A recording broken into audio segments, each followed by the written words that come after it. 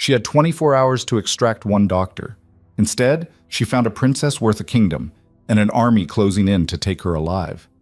In the shattered ruins of a dying capital, sniper Kaya Vance crouched in the dust, rifle scope trained on a clinic that shouldn't exist. The heat shimmered. The silence screamed. Her orders were simple.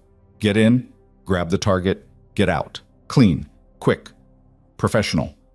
But the moment she locked eyes with Dr. Alara Quinn, everything shattered. Because Alara wasn't just a doctor. She was royalty in hiding, a crown covered in blood, a future wrapped in lies. And the rebels hunting her would burn the world to claim her. Before we dive in, if you're ready for 2 hours of betrayal, bullets, and impossible choices, stay with me until the very end. Drop a like, comment your city below so I can see how far this story travels, and let's begin. The air tasted like ash and diesel fuel. Kaya Vance pressed her body flat against the rooftop gravel, feeling every sharp edge dig into her ribs. The scope of her rifle painted the world in shades of green and gray, thermal signatures blooming like ghosts in the pre-dawn darkness. 200 meters out, a convoy of rebel trucks crawled through the checkpoint. Rust-eaten metal, mismatched armor plates, a K-pattern rifles slung over shoulders like jewelry. "Overwatch, this is Sierra 1 Actual," she whispered into her throat mic. "I count 12 vehicles, mixed infantry and technicals, no armor. They're moving slow." Static crackled in her ear, then a voice. Rough, American, tired. "Copy Sierra 1. Hold position. Command wants confirmation before we move." Kaya's jaw tightened. Confirmation. That's what they always wanted. Photos, intel, proof. Meanwhile, the clock ticked down and people died in the spaces between orders. She swept her scope across the convoy again. Standard rebel formation, poorly trained, overconfident. The kind of enemy that made mistakes when they thought they owned the ground. But something felt wrong. The spacing was too deliberate, the pace too controlled. "Overwatch, they're not scavenging," she said quietly. "This is deliberate movement. They're heading somewhere specific." "Noted. Continue observation." Kaya exhaled slowly, finger resting beside the trigger guard. Not on it. Never on it unless she intended to kill. That was the rule. The line between soldier and murderer. Behind her, gravel shifted. She didn't move, didn't flinch, just listened. Footsteps, light, controlled, friendly. "Jesus, Vance, you're like a damn statue." Corporal Marcus Hayes dropped into a crouch beside her, his own rifle held low. He was younger than her by 3 years, but looked older, lines carved deep around his eyes, stubble going gray at the edges. War did that. Aged you in all the wrong ways. "Statues don't get shot," Kaya murmured, still tracking the convoy. Hayes grinned. "Fair point." He pulled out a canteen, took a sip, offered it to her. She shook her head. "You've been up here for 6 hours, he said. "At least hydrate." "I'm fine." "You say that a lot." "Because it's true a lot." Hayes sighed, capping the canteen. "Command's finally making a move. We've got new orders. Extraction mission." Kaya's eyes flicked to him for half a second, then back to the scope. "Extraction of what?" "Who?" "Civilian asset. Doctor. Name's Alara Quinn. She's been running a field clinic in the red zone, treating refugees, locals, whoever shows up. Word is the rebels are closing in on her position. Command wants her pulled out before they get her." "Why?" Hayes shrugged. "Above my pay grade. Maybe she's got intel. Maybe she's politically connected. Maybe Command just wants good press. Heroic rescue of selfless doctor. You know how it goes." Kaya knew exactly how it went. Missions wrapped in noble language, orders disguised as mercy, and bodies left behind when the cameras stopped rolling. "Where's the clinic?" she asked. "Old municipal building, Eastern District. About 4 clicks from here. Heavily damaged, but still standing. She's been operating out of the basement." "Rebel presence?" "Heavy and getting heavier. We've got maybe a 12-hour window before they lock down the entire sector." Kaya lowered her rifle, finally turning to face Hayes fully. "And our team?" "You, me, Lieutenant Ramos, and Specialist Chen. 4-man crew. Light and fast. In and out before anyone knows we're there. 4 people to extract 1 doctor from a hostile zone with increasing enemy presence and degraded infrastructure." Hayes smiled grimly. You forgot limited ammunition and no air support. Right, that too. Think of it as a challenge. Kaya stood, slinging her rifle across her back with practiced efficiency. I think of it as suicide with extra steps. That's the spirit. What? They moved through the city like shadows, low, silent, deliberately slow. Speed drew attention. Noise drew bullets. In a place like this, survival meant becoming forgettable. Lieutenant Maria Ramos took point, her compact frame moving with the kind of confidence that came from too many close calls and not enough fear left to waste. Specialist David Chen covered the rear, his eyes scanning rooftops and windows with mechanical precision. Hayes moved center, rifle up, senses sharp. And Kaya watched everything. The angles, the doors, the places where ambushes lived. The Eastern District looked like the world had given up on it. Buildings leaned at sickening angles, their facades sheared off by artillery. Streets were cratered, filled with rubble and debris, and things no one wanted to name. Graffiti covered the walls, slogans, warnings, prayers in languages Kaya didn't speak, but understood perfectly. We were here, we suffered, we died. 200 meters, Ramos said softly, her voice barely audible over the distant rumble of generators and gunfire. Clinic should be just ahead. Kaya scanned the street. No movement, no lights, just silence, thick and suffocating, the kind that meant people were hiding, waiting. Chen raised a fist. Everyone stopped. Kaya followed his gaze. Third-floor window, partially collapsed building. A shape. Human. Watching. Spotter? Hayes whispered. Maybe, Kaya said, or just someone trying to survive. Ramos made the call. We keep moving, eyes up, stay tight. They crossed the open street in pairs, Ramos and Chen first, then Kaya and Hayes. No shots, no shouts, just the crunch of boots on broken concrete. The clinic appeared ahead, a squat Soviet-era structure with barred windows and blast-scarred walls. A faded red cross was still visible above the entrance, half buried under layers of dust and bullet holes. Ramos signaled, stack up. They moved into formation, Ramos at the door, Chen covering, Hayes ready to breach, Kaya watching their six. Standard CQB, muscle memory. Ramos tested the door, unlocked. She glanced back at the team, her expression unreadable. Then she pushed it open.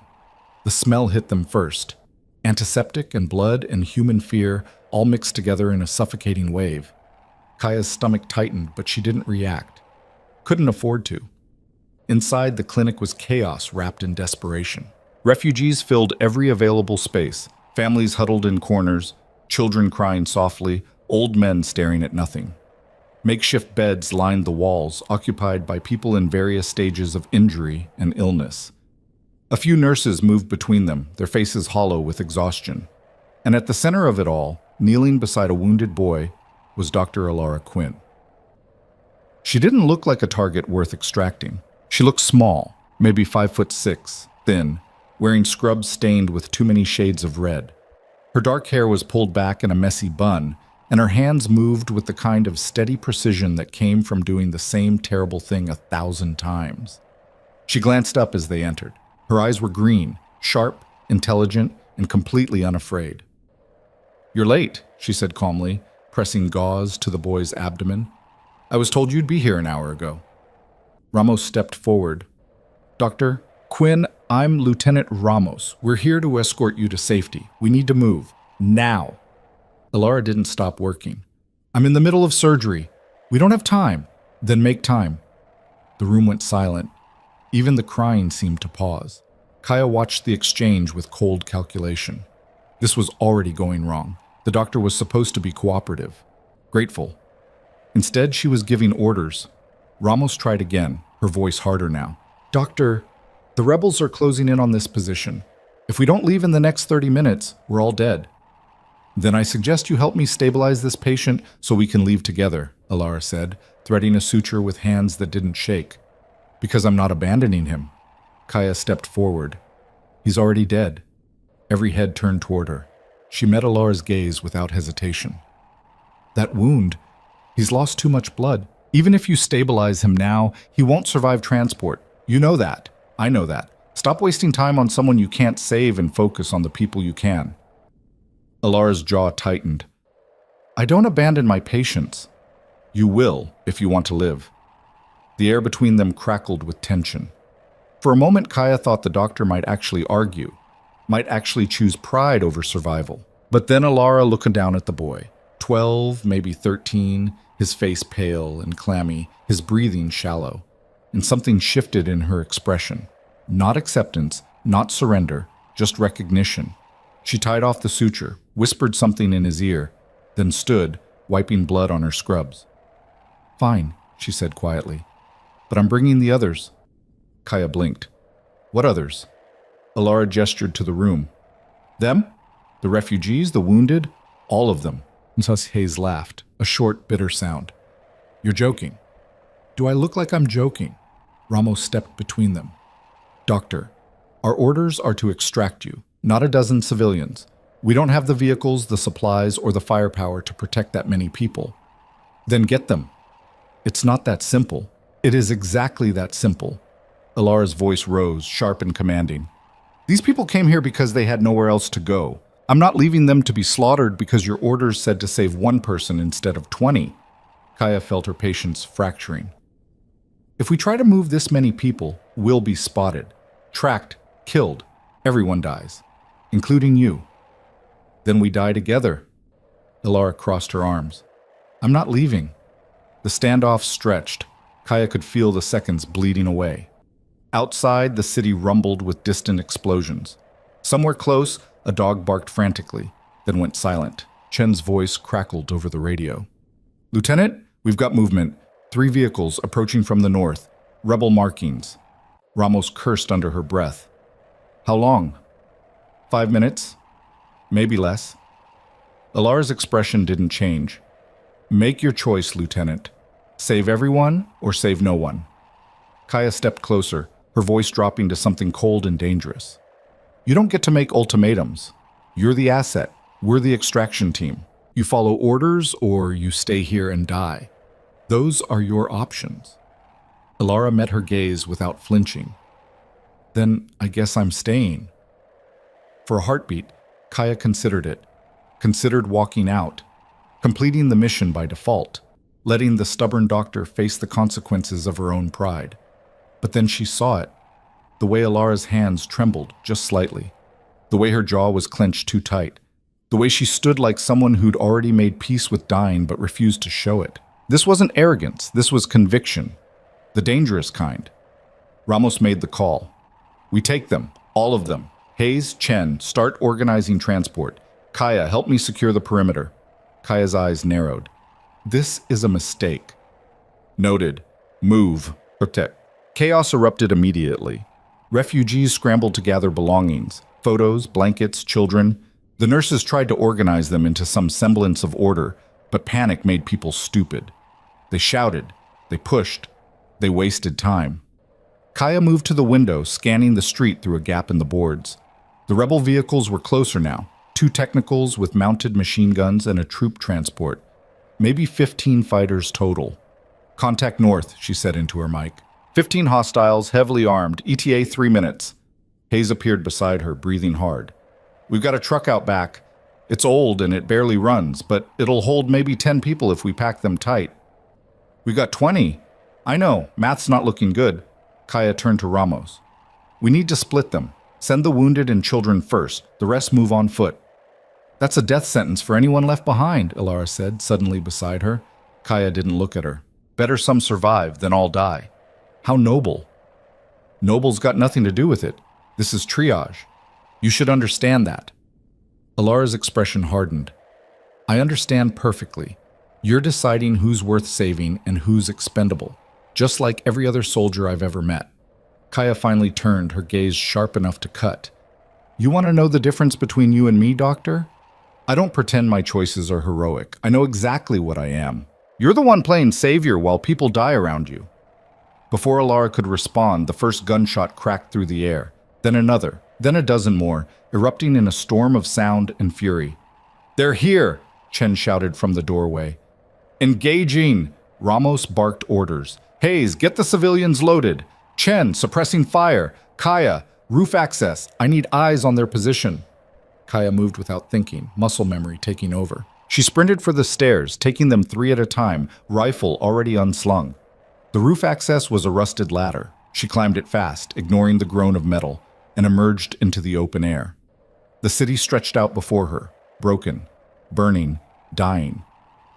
Below, the rebels had stopped their vehicles in a loose perimeter.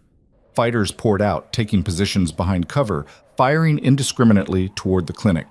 But they weren't rushing, weren't charging. They were waiting for something. Kaya dropped into a prone position, sighting through her scope. She found the first target, a fighter crouched behind a burned-out car, rifle raised. She adjusted for wind, distance, elevation, then exhaled and squeezed the trigger. The rifle kicked. The fighter dropped. She moved to the next target, fired. Another body fell. But for everyone she killed, 2 more appeared. This wasn't a skirmish. This was an organized assault. "Overwatch, this is Sierra 1, she said into her radio. "We are heavily engaged. Request immediate QRF support." Static. Then, "Negative, Sierra 1. No assets available. You're on your own." Of course they were. Kaya kept firing, kept counting, kept surviving. Masab. Below, Alara worked with frantic efficiency, guiding refugees toward the truck. Children first, then the elderly. The nurses helped load them, their faces pale but determined. Hayes stood at the door, rifle up, firing controlled bursts into the street. "We need to move faster." "They're terrified," Alara snapped. "They're moving as fast as they can." An explosion rocked the building, close enough to shake dust from the ceiling. Someone screamed. Alara grabbed a little girl, maybe 6 years old, frozen in fear. She knelt, meeting the child's eyes. Hey, look at me. We're going to be okay, but I need you to be brave. Can you do that?" The girl nodded, tears streaming down her face. "Good. Now run. Run to the truck and don't stop." The girl ran. Another explosion. Closer this time. Chen appeared, bleeding from a cut above his eye. "They're flanking us, east side," Ramos cursed. "Fall back to secondary positions. We hold until everyone's loaded." But the rebels weren't giving them time. Gunfire intensified, windows shattered, walls cracked.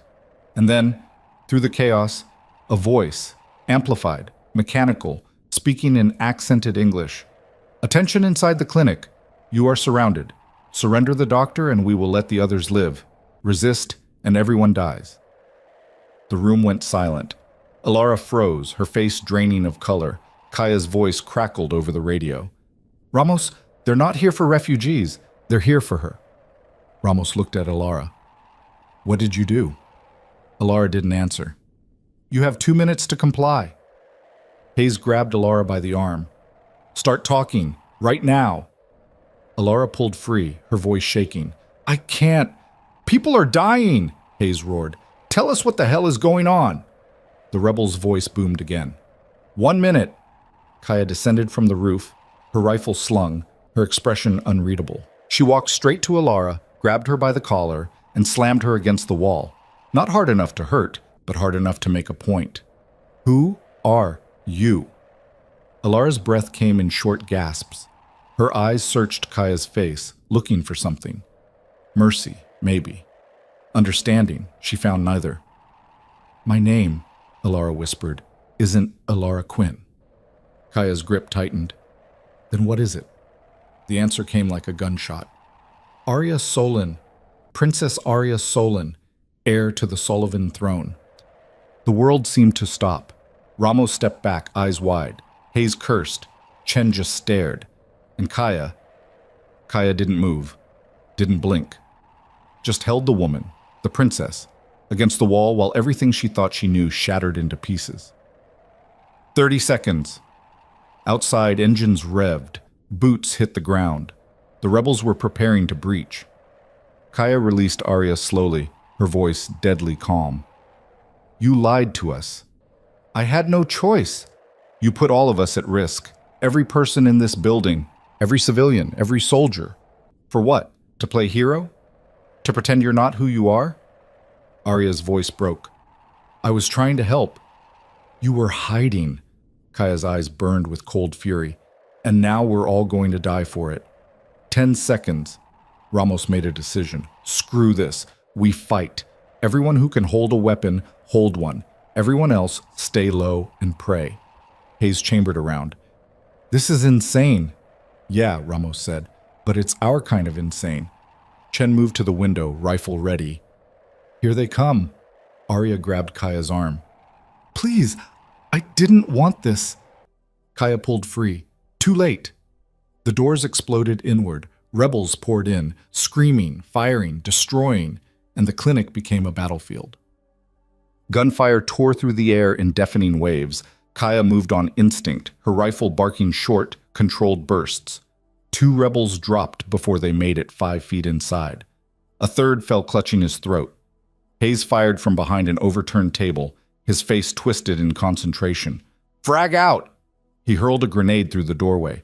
The explosion rocked the room, sending bodies flying. Chen covered the east window, picking off fighters as they tried to flank. They're everywhere! Ramos coordinated the chaos. Concentrate fire on the entry points. Don't let them establish a foothold. But the rebels kept coming.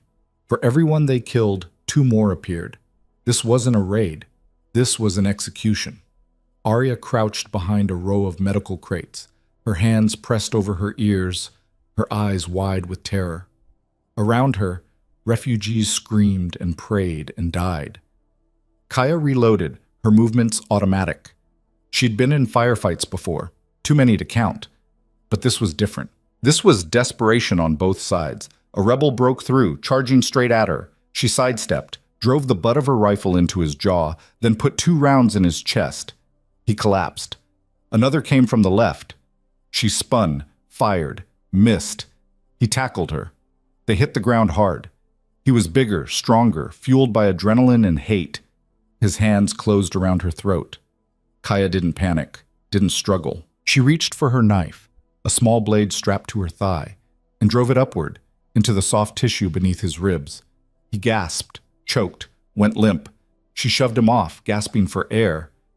Hayes pulled her up. You good? Yeah. Liar. Another explosion. The ceiling cracked, raining debris. Ramos shouted into her radio. Overwatch, we are being overrun. We need immediate evac or we're dead. Static. Then a voice. Calm, distant, uncaring. Negative. Extract on your own or don't extract at all. Command out. Ramos threw the radio against the wall. Bastards. Kaya checked her ammunition. 1 magazine left, maybe 30 rounds. She looked at Hayes. How much you got? 20, maybe. Chen's voice was grim. I'm down to my sidearm.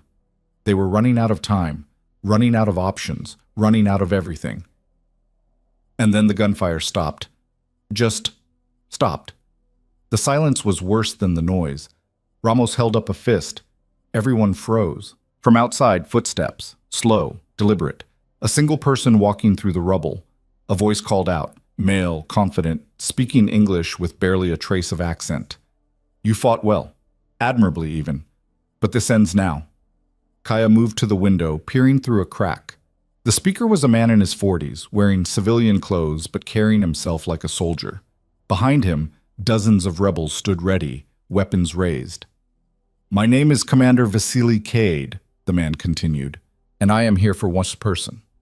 The woman you call Dr. Ilara Quinn. The woman I call Princess Arya Solon.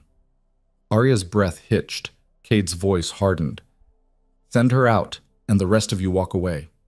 Keep her, and I burn this building to the ground with everyone inside. Ramos looked at Arya, then at Kaya. Options?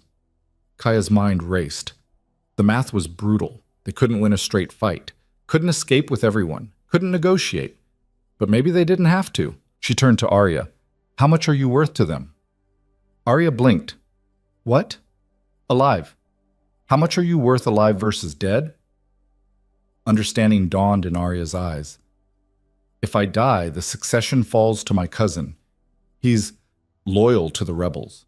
They need me alive to legitimize their claim to the throne. Kaya nodded slowly, an idea forming. Dangerous. Desperate. Probably suicidal. She pulled a syringe from the medical kit on the wall, filled it with a clear liquid, sedative probably, and held it up for everyone to see. Then she pressed it to Arya's neck. Commander Cade, Kaya shouted. You want the princess? Come and take her. But if you breach this building, if you fire one more shot, I put this needle in her vein and she dies. You get nothing. Silence. Then Cade laughed, a cold, calculating sound. You're bluffing.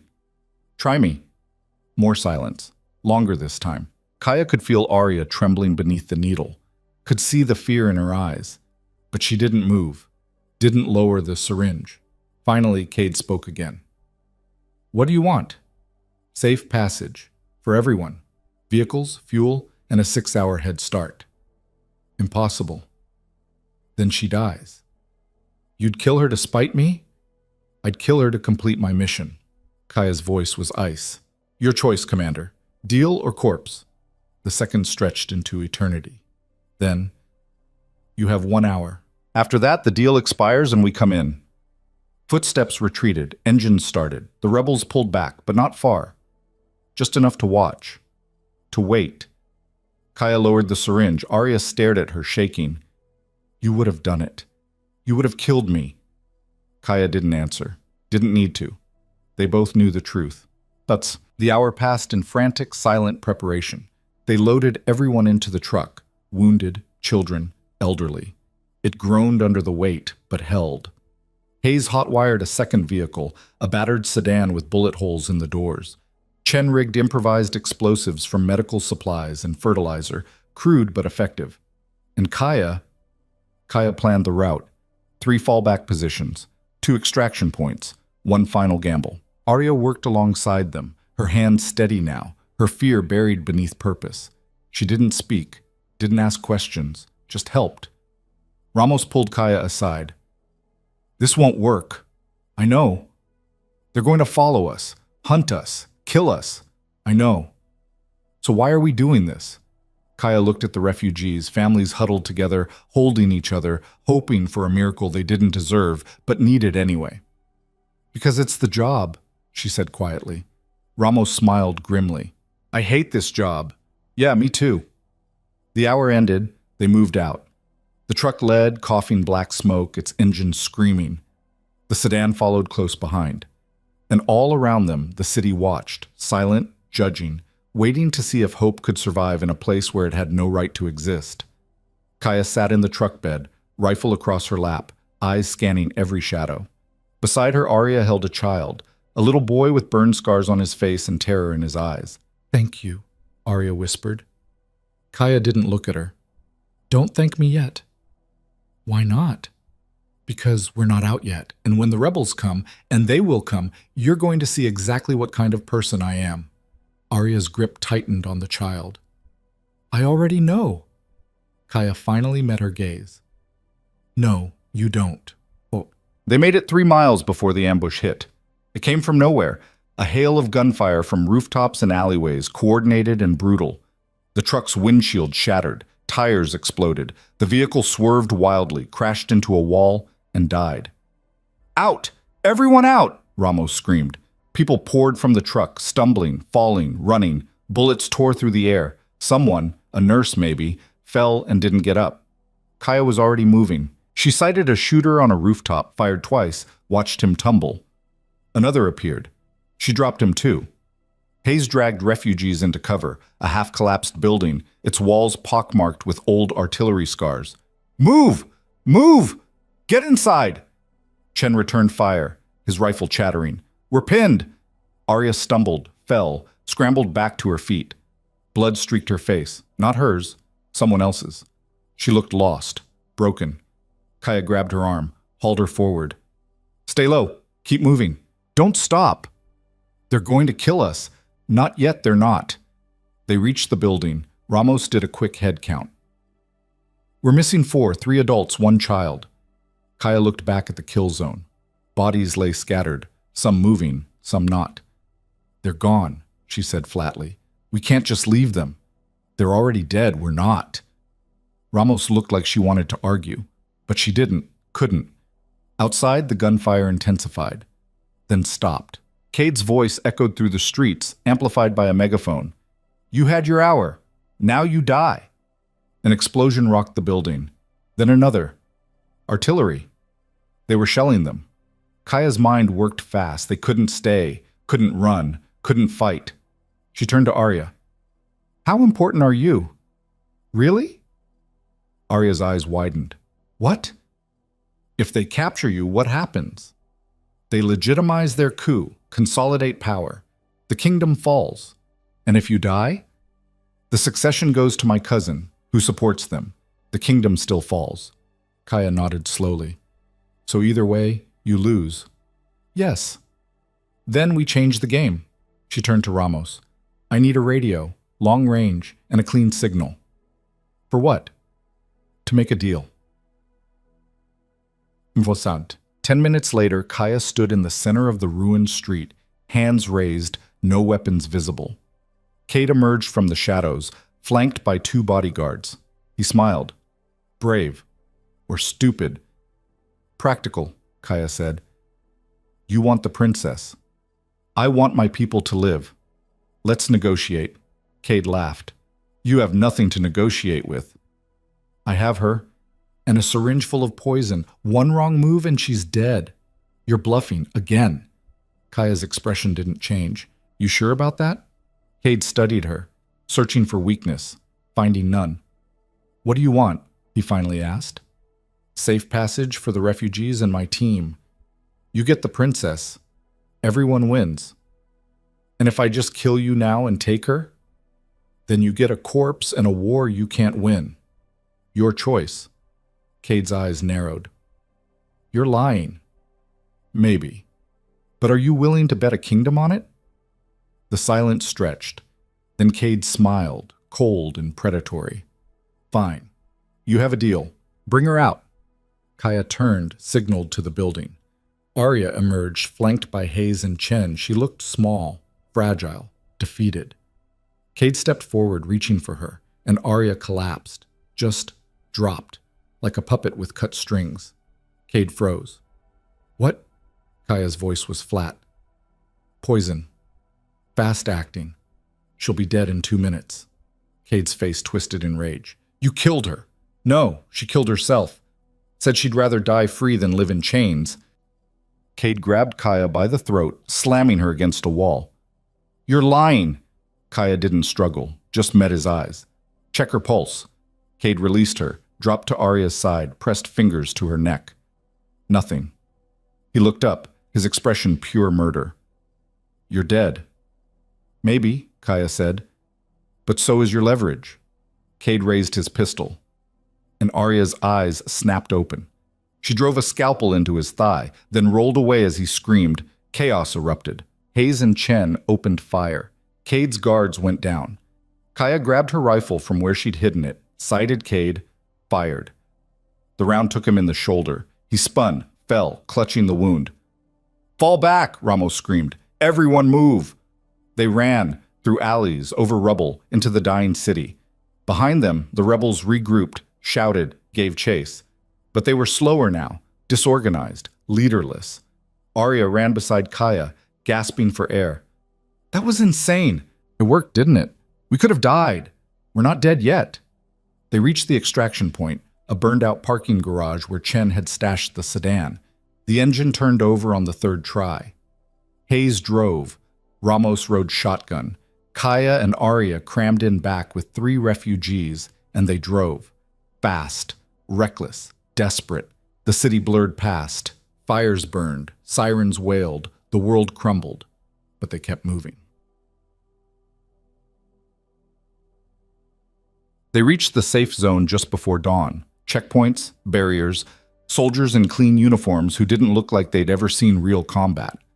Arya was pulled away immediately. Medical teams, intelligence officers, people who didn't introduce themselves. Kaya watched her go, feeling nothing. Ramos approached. Command wants a debrief. Tell them to wait. They're not asking. I don't care. Ramos sighed. You did good, Vance, against all odds. You brought her back. Kaya looked at the city behind them, smoke rising, fires burning, people dying in the spaces no one talked about. Yeah, she said quietly. I did. But it didn't feel like victory. It felt like survival. And in a war like this, maybe that was all anyone could hope for. End of Part 1. The rebels were regrouping, Arya's identity was exposed, and somewhere in the ruins of the capital, Commander Cade was still alive, wounded, furious, and already planning his next move. Kaya Vance had completed her mission, but the war was just beginning. The debriefing room smelled like stale coffee and bureaucratic indifference. Kaya sat alone at a metal table, fluorescent lights humming overhead, casting everything in shades of institutional gray. Her rifle had been confiscated at the gate. Her sidearm, too. Standard protocol for anyone entering the secure zone, but it left her feeling naked, exposed. The door opened without warning. A man entered, late 50s, gray suit, the kind of face that had spent decades making decisions other people died for. He carried a folder, too thin to contain anything useful. Behind him, a younger woman in military fatigues, captain's bars, intelligence insignia. "Sergeant Vance," the man said, not bothering with introductions. He sat across from her, opening the folder with mechanical precision. "Impressive work out there. Against all odds, you brought back the asset." Kaya didn't respond, just watched him with the same cold focus she used to sight targets. The woman remained standing, arms crossed, studying Kaya like a specimen under glass. The man continued. 4-person team, 23 civilians, hostile territory, limited ammunition, no air support. You managed to extract Princess Arya Solon alive and relatively unharmed. Command is pleased." "Command wasn't there," Kaya said quietly. "No, they weren't." He flipped a page. "Tell me about Commander Cade." "What about him?" "You engaged him directly, put a round in his shoulder, but you didn't kill him." "I was busy not dying." The woman spoke for the first time, her voice sharp and precise. "Cade is a high-value target. You had a clear shot. Why didn't you take it?" Kaya's eyes shifted to her.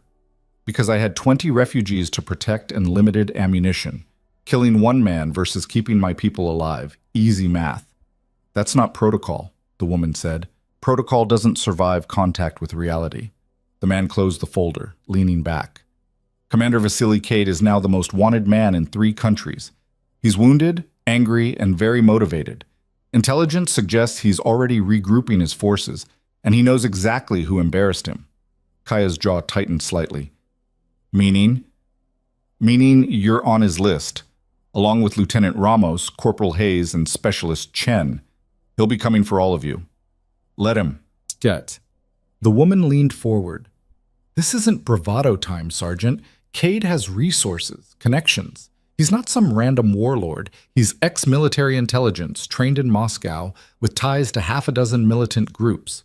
You humiliated him in front of his men. He won't forget that." Kaya met her gaze without blinking. "Then I'll make sure the next round goes through his head instead of his shoulder." Silence stretched between them. The man stood, smoothing his jacket. "You're being reassigned, effective immediately." "To where?" "Princess Arya's security detail. She's requested you specifically."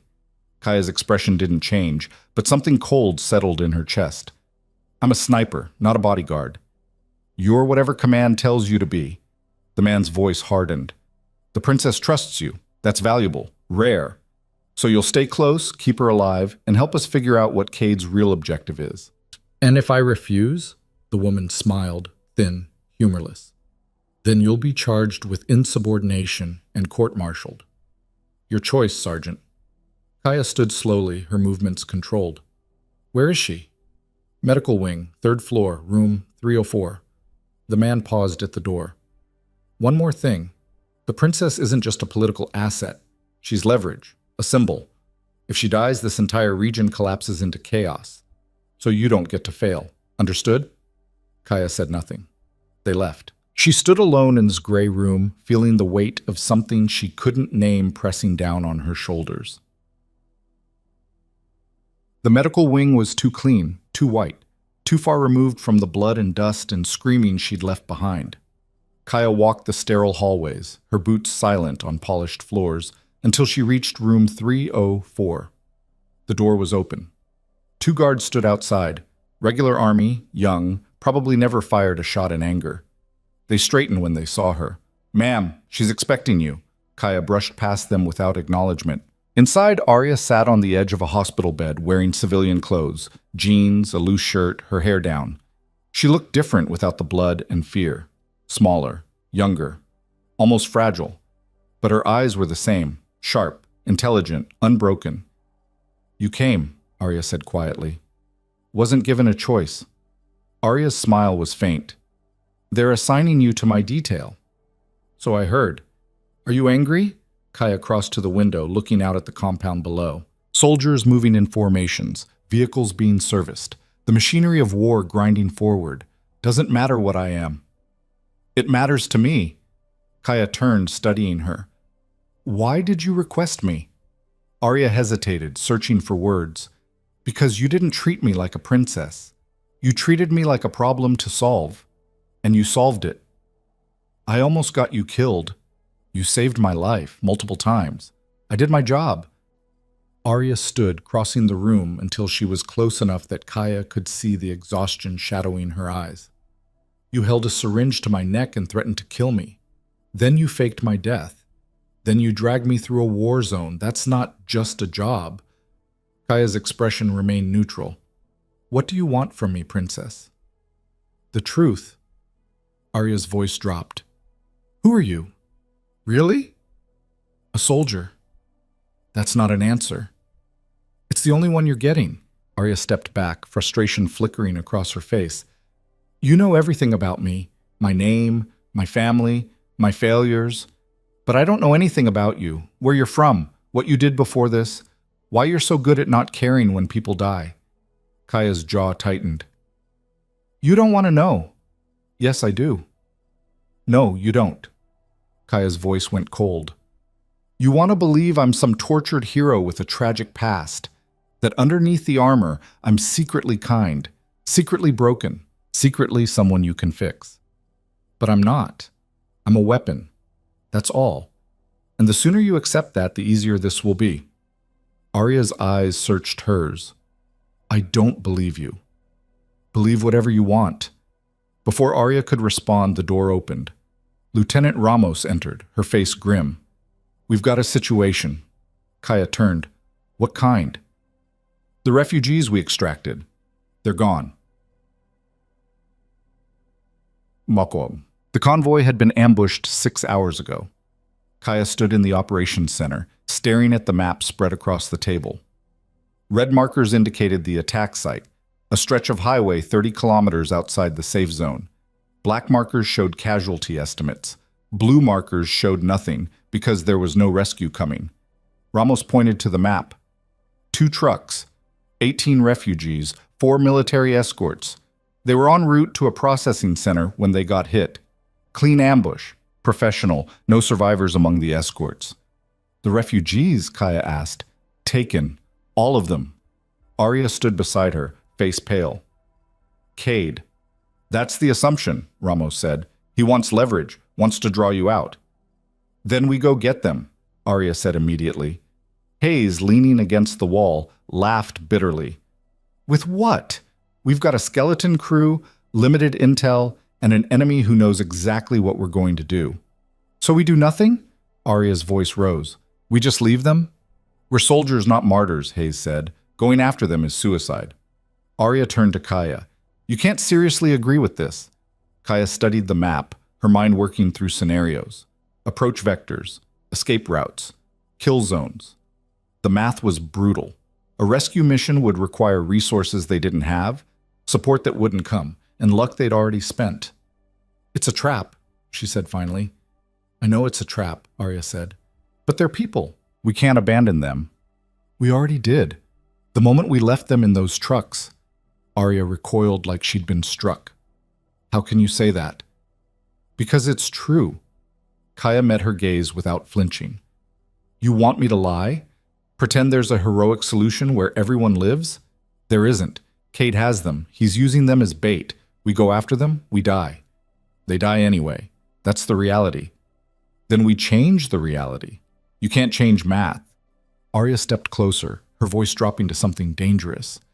"You talk about math, about acceptable losses, about cold calculation, but those people trusted us, followed us, and now they're in chains because we brought them into this." "No," Kaya said quietly. They're in chains because you insisted on saving them. I warned you, told you what would happen. You chose pride over pragmatism. This is the consequence. The room went silent. Arya's hands trembled. You're blaming me. I'm stating facts. You're a coward. Kaya's expression didn't change, but something flickered in her eyes, brief, almost invisible. Maybe. Ramos stepped between them. Enough, both of you. She looked at Kaya. What's your recommendation? Kaya returned to the map. We can't mount a direct rescue, but we can gather intel. Figure out where Cade's holding them, what his endgame is. Then we make a decision based on actual information instead of emotion. And how do we gather intel? Ramos asked. I go in. Hayes straightened. Alone? Alone. That's insane. It's efficient. One person. Small footprint. I scout the location, assess the situation, report back. Then we decide. Arya shook her head. You'll get yourself killed. Kaya finally looked at her. Would that bother you? Yes. Why? Arya's voice broke slightly. Because despite everything you say, despite how hard you try to convince everyone you're just a weapon, I've seen who you are, and you're better than this. Kaya turned away. You're wrong. Prove it. Kaya left at nightfall. No backup, no support. Just her rifle, a sidearm, minimal gear, and a radio that probably wouldn't work when she needed it. The city looked different in the dark, quieter, like it was holding its breath. She moved through the ruins with practiced silence, avoiding checkpoints, patrols, the places where people still tried to pretend civilization existed. Her target was a warehouse district on the eastern edge. Intelligence suggested Cade had established a temporary base there. It took her 3 hours to reach the perimeter. She found a vantage point on a collapsed building, set up her rifle, and waited. Waiting was the hardest part, the part where your mind wandered, where doubts crept in, where you started questioning every decision that led you to this moment. Kaya had gotten good at silencing those thoughts, at becoming nothing, just eyes and hands and breath. Below, the warehouse compound sprawled across 2 city blocks, fences, guards, vehicles, lights powered by generators that coughed black smoke into the night sky, and in the center a large building with barred windows. Kaya scanned it through her scope. Movement inside. Lots of it. She counted shadows, estimated numbers. 20, maybe 30 people. The refugees. She keyed her radio. Sierra 1 to Overwatch. I have eyes on target location. Confirming presence of hostages. Count approximately 25 to 30 individuals. Heavy guard presence. Estimate 40 to 50 hostiles. Fortified position. Direct assault not recommended. Static. Then Ramos's voice. Copy Sierra 1, return to base. We'll reassess. Kaya didn't move. Something felt wrong. The guards were too relaxed, too comfortable, like they weren't expecting trouble, or like they were expecting something else. She shifted her scope, scanning the perimeter again. That's when she saw him. Commander Cade. He stood near the main building, arm in a sling, talking to 2 men in tactical gear. His face was hard, focused, angry. Kaya's finger moved to the trigger. 1 shot, center mass. Problem solved. But then Cade turned, looking directly at her position. He couldn't see her. She was too far, too well hidden, but he knew. He smiled and raised a radio to his lips. Kaya's blood went cold. She rolled left just as the building beneath her exploded. The blast threw her backwards, slamming her into concrete. Her ears rang, vision blurred. She tasted blood. Gunfire erupted from below, concentrated, professional, targeting her exact position. They'd known, the whole time.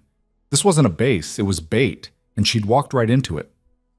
Kaya forced herself up, grabbing her rifle, ignoring the pain screaming through her ribs. She moved fast, sprinting across the rooftop as bullets chewed through the concrete behind her. A figure appeared ahead, rebel soldier, rifle raised. She didn't slow, just drove her shoulder into him, sending him over the edge. His scream cut off with a wet crunch. More gunfire. Closer now. She reached the edge of the roof, saw a fire escape, took it, 3 floors down, too fast, too reckless. But stopping meant dying. She hit the ground, rolled, came up running. Behind her, shouts, orders. The sound of boots on metal. Ahead, an alley. Narrow. Dark. Perfect. She ducked into it, pressing against the wall, forcing her breathing to slow. Her radio crackled. Sierra 1, report. We're reading explosions at your location. Kaya keyed the mic, her voice barely a whisper. Compromised. They were waiting, falling back. Do you need extraction? Negative. Too hot. I'll make my own way out. She killed the radio before Ramos could argue. Footsteps echoed in the alley. Getting closer. Kaya checked her rifle. Loaded. Ready. But firing would give away her position. She needed another option. Her hand found the knife strapped to her thigh. Small. Sharp. Silent. The first rebel rounded the corner. Kaya moved like a ghost, one hand over his mouth, the other driving the blade up beneath his ribs. He struggled for half a second, then went limp. She lowered him silently, took his ammunition, kept moving. Two more appeared. She waited until they passed, then stepped out behind them. 2 quick strikes. 2 bodies. But the third one saw her. He raised his rifle, shouting. Kaya threw the knife. It caught him in the throat. He dropped, choking. She retrieved the blade, wiped it clean, kept moving. The alley opened into a wider street, more exposed, more dangerous. Across the way, she saw an abandoned building. Windows shattered, doors hanging open. Perfect. She sprinted for it, expecting bullets. None came. She made it inside, ducked behind a wall, waited. Silence. Too much silence. That's when she heard it. A voice. Amplified. Familiar. Cade. Sergeant Vance, I know you can hear me. I know you're close. Kaya didn't move. Didn't breathe. You're good. I'll give you that. Better than I expected, but you're not good enough. A pause. I have something of yours, or rather, someone. Would you like to hear her voice? Kaya's chest tightened. Then another voice. Young, terrified, familiar. One of the refugees, a girl. Maybe 14. Please, please don't hurt me. A scream, short, agonized, then silence. Cade's voice returned. That was just a taste. I have 19 more. And I'll kill them, one by one, every hour, until you surrender.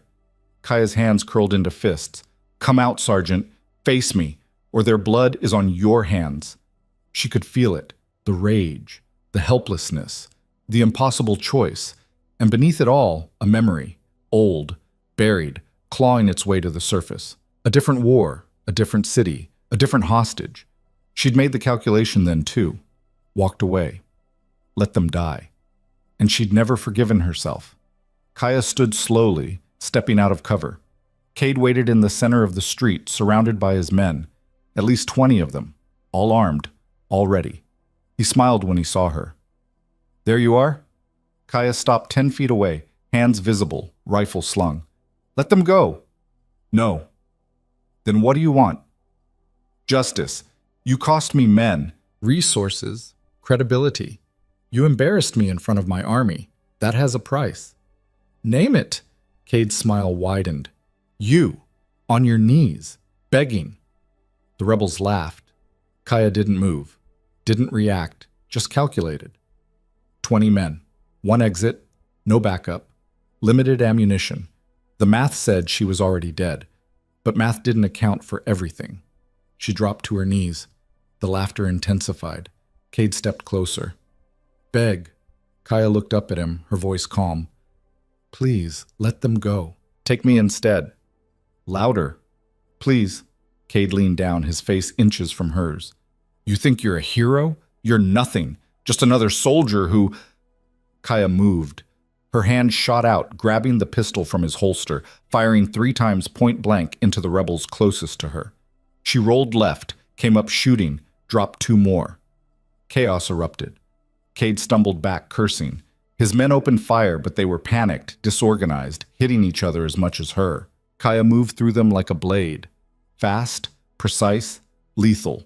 Every shot counted, every movement deliberate. She killed 6 before her pistol clicked empty. Then she grabbed a rifle from a corpse and kept going. But there were too many. A round caught her in the shoulder, burning, tearing. She spun, fired back, killed the shooter. Another round grazed her ribs. She dropped to one knee, vision blurring. Cade stood over her, his own pistol raised. "You should have stayed down." Kaya looked up at him, blood dripping from her lip. "Probably." He aimed for her head. A gunshot cracked, but it wasn't his. Cade staggered, a red bloom spreading across his chest. He looked down, confused, then collapsed. Kaya turned. Arya stood at the end of the street, rifle raised, her hand shaking but her stance solid. Behind her, Ramos, Hayes, and Chen emerged from cover, weapons up, engaging the remaining rebels. The firefight lasted 30 seconds, then silence. Arya ran to Kaya, dropping beside her. "You're hit. I'm fine. You're bleeding." "I said I'm fine." Ramos appeared, pressing gauze to Kaya's shoulder. "You're an idiot." "Heard that before." Hayes checked Cade's body. "He's still breathing, barely." "Good," Kaya said. "We need him alive." Chen approached. "Hostages are secure. Buildings clear." Kaya tried to stand. Failed. Arya caught her. "Easy," Arya said quietly. Kaya met her eyes. "You came." "Of course I came. You think I'd let you die alone?" "I told you to stay safe. And I told you I don't take orders."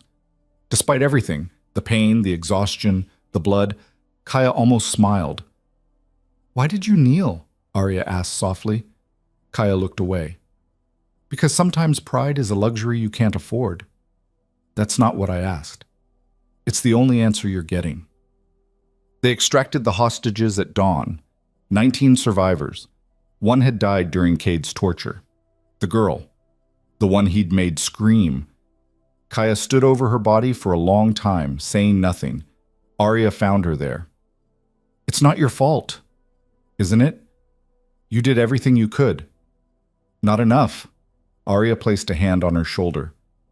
"You can't save everyone." "I know."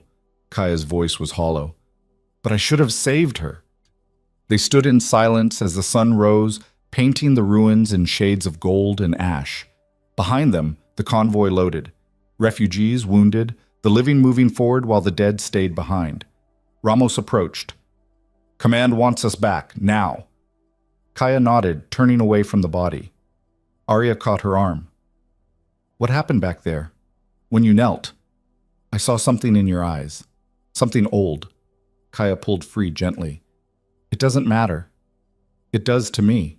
"Why?" "Because I need to understand who I'm trusting my life to." Kaya studied her. This princess who'd walked into a war zone to save a soldier she barely knew. This woman who refused to accept easy answers. "I was like you once," Kaya said quietly. "Believed I could save everyone. That conviction mattered more than calculation. That being right was more important than being alive." "What changed?" "I learned the cost." Kaya's eyes went distant. "And decided I'd rather be empty than broken." "You're not empty." "You don't know me well enough to say that." "Then let me." Kaya shook her head. "Trust me, you don't want to know what I've done." "Try me." For a moment Kaya considered it, considered telling the truth, the whole ugly truth about who she'd been, what she'd lost, why she'd stopped caring. But then Hayes shouted, "We need to move. Rebel reinforcements are 10 minutes out." The moment broke. Kaya walked toward the convoy without looking back. Arya followed. And behind them, the city burned. The journey back was silent, tense. Kaya sat in the truck bed, her shoulder bandaged, her rifle across her lap, watching the road disappear behind them. Beside her, Arya stared at her hands, still stained with Cade's blood from when she'd pulled the trigger. "I killed him," Arya said suddenly. "You wounded him. Medics kept him alive." "But I pulled the trigger, aimed for his chest, meant to kill." Kaya looked at her. "And? And I don't know how to feel about that." "Don't feel anything. It's easier." Arya's laugh was bitter. "Is that what you do? Just turn it off?" "When I have to." "How?" Kaya was quiet for a long moment. "Practice." The convoy hit a pothole. Everyone jolted. Arya steadied herself, then spoke again. "Back there. When you knelt, you said pride was a luxury. What did you mean?" "Exactly what I said." "That's not an answer." "It's the one you're getting." Arya's frustration was visible. "Why won't you let me in?" "Because there's nothing to let you into." "I don't believe that." "Believe what you want." Silence stretched between them again. But it felt different now, heavier, like something was shifting beneath the surface. Finally, Arya spoke, her voice barely audible over the engine. "My father used to say that the hardest part of being a leader isn't making the right choice. It's living with the consequences of the wrong one." Kaya turned to her. "Your father sounds wise." "He was, before the rebels killed him." "I'm sorry. Are you?" Kaya considered the question. "No, I didn't know him. Can't mourn someone I never met." Arya smiled sadly. "At least you're honest. It's all I've got left. That and an impressive ability to not die. That too." The convoy rolled on, leaving the war behind, but Kaya knew better. The war was never behind you. It was always ahead, waiting. And Commander Vasily Cade, wounded, captured, but still breathing, was proof of that. Because men like him didn't stay down. They came back. Angrier, smarter, more dangerous. And next time, Kaya wouldn't hesitate. Next time, she'd finish the job. They reached the compound just as the first mortar round hit. The explosion tore through the eastern checkpoint, sending concrete and bodies flying. Kaya grabbed Arya, throwing her to the floor of the truck as shrapnel screamed overhead. "Contact! Contact!" Hayes screamed into the radio. "We're under fire!" The convoy scattered, vehicles swerving, brakes shrieking, soldiers diving for cover. Another mortar hit, closer this time, flipping a supply truck onto its side. Kaya rolled out of the truck bed, dragging Arya with her. "Stay low! Move to the building!" But Arya was frozen, eyes wide, watching smoke pour from the checkpoint where people had been standing seconds ago. "Now!" Kaya shouted, shoving her forward. They sprinted across open ground as bullets chewed the earth around them. Ramos appeared, returning fire with disciplined bursts. Chen lobbed smoke grenades, creating a gray curtain between them and the incoming rounds. Kaya counted the angles, the trajectories, the patterns. This wasn't random. This was coordinated, professional. They reached the main building, a reinforced structure that served as the compound's headquarters. Inside, chaos reigned. Officers shouting orders, soldiers scrambling for positions, radio chatter overlapping into incomprehensible noise. A colonel Kaya didn't recognize grabbed her arm. "You brought this here. Cade's forces followed you back." Kaya pulled free. "Impossible. We cleared our tail. Ran counter-surveillance for 15 kilometers. Then explain how they knew exactly when and where to hit us." Another explosion rocked the building. Dust rained from the ceiling. Ramos pushed through the crowd. "Sir, with respect, blame can wait. We need to establish a defensive perimeter." "The perimeter's already breached." The colonel pointed at a tactical display showing red markers flooding in from 3 directions. "They're inside the wire. We've got maybe 10 minutes before they overrun us." Kaya studied the display. The attack was too precise, too informed, like someone had drawn them a map. Her eyes narrowed. "Where's Cade?" "Medical holding, sublevel 2. Kaya was moving before he finished, pushing through the crowd toward the stairs. "Vance, wait!" Ramos called after her, but Kaya didn't wait, didn't slow. Just descended into the dimly lit corridor that led to the holding cells. 2 guards stood outside. Both looked nervous. "Open it," Kaya said. "We have orders. Open it now." Something in her voice made them comply. The door swung open. The cell was empty. Kaya's blood went cold. She grabbed the nearest guard by his vest. "Where is he?" I don't know. He was here 20 minutes ago, sedated, restrained." "Who had access?" "Just medical staff and..." An explosion cut him off. Closer than before. The lights flickered. Kaya released him, her mind racing. Cade was loose. The attack was coordinated. They'd been compromised from the inside. She keyed her radio. "Ramos, Cade's gone. Someone let him out. We've got a leak." Static. Then Ramos's voice, tight with stress. "Copy. We're falling back to the central building. If you're not here in 3 minutes, we're sealing the doors." Kaya ran. She found Arya in the operations center, surrounded by officers arguing about evacuation routes and fallback positions. The princess stood at the center, somehow calm despite the chaos, pointing at a map. "If we retreat east, we're exposed," she said. "They'll pick us off in the open." "We don't have a choice," an officer snapped. Stay here, and we're dead. Then we make them pay for every inch. The officer laughed bitterly. You're not military, you don't get a vote. Arya turned to him, her voice dropping to something dangerous. I'm the reason this kingdom hasn't already collapsed. I think that earns me a voice. Kaya interrupted. She's right. Retreat is suicide. They've got the numbers and the position. We dig in or we die. And who the hell are you? The officer demanded. The person who's kept her alive this long. Before he could respond, the door burst open. Hayes stumbled in, blood streaming from a gash on his forehead. They've breached the south wall. We've got hostiles in the compound.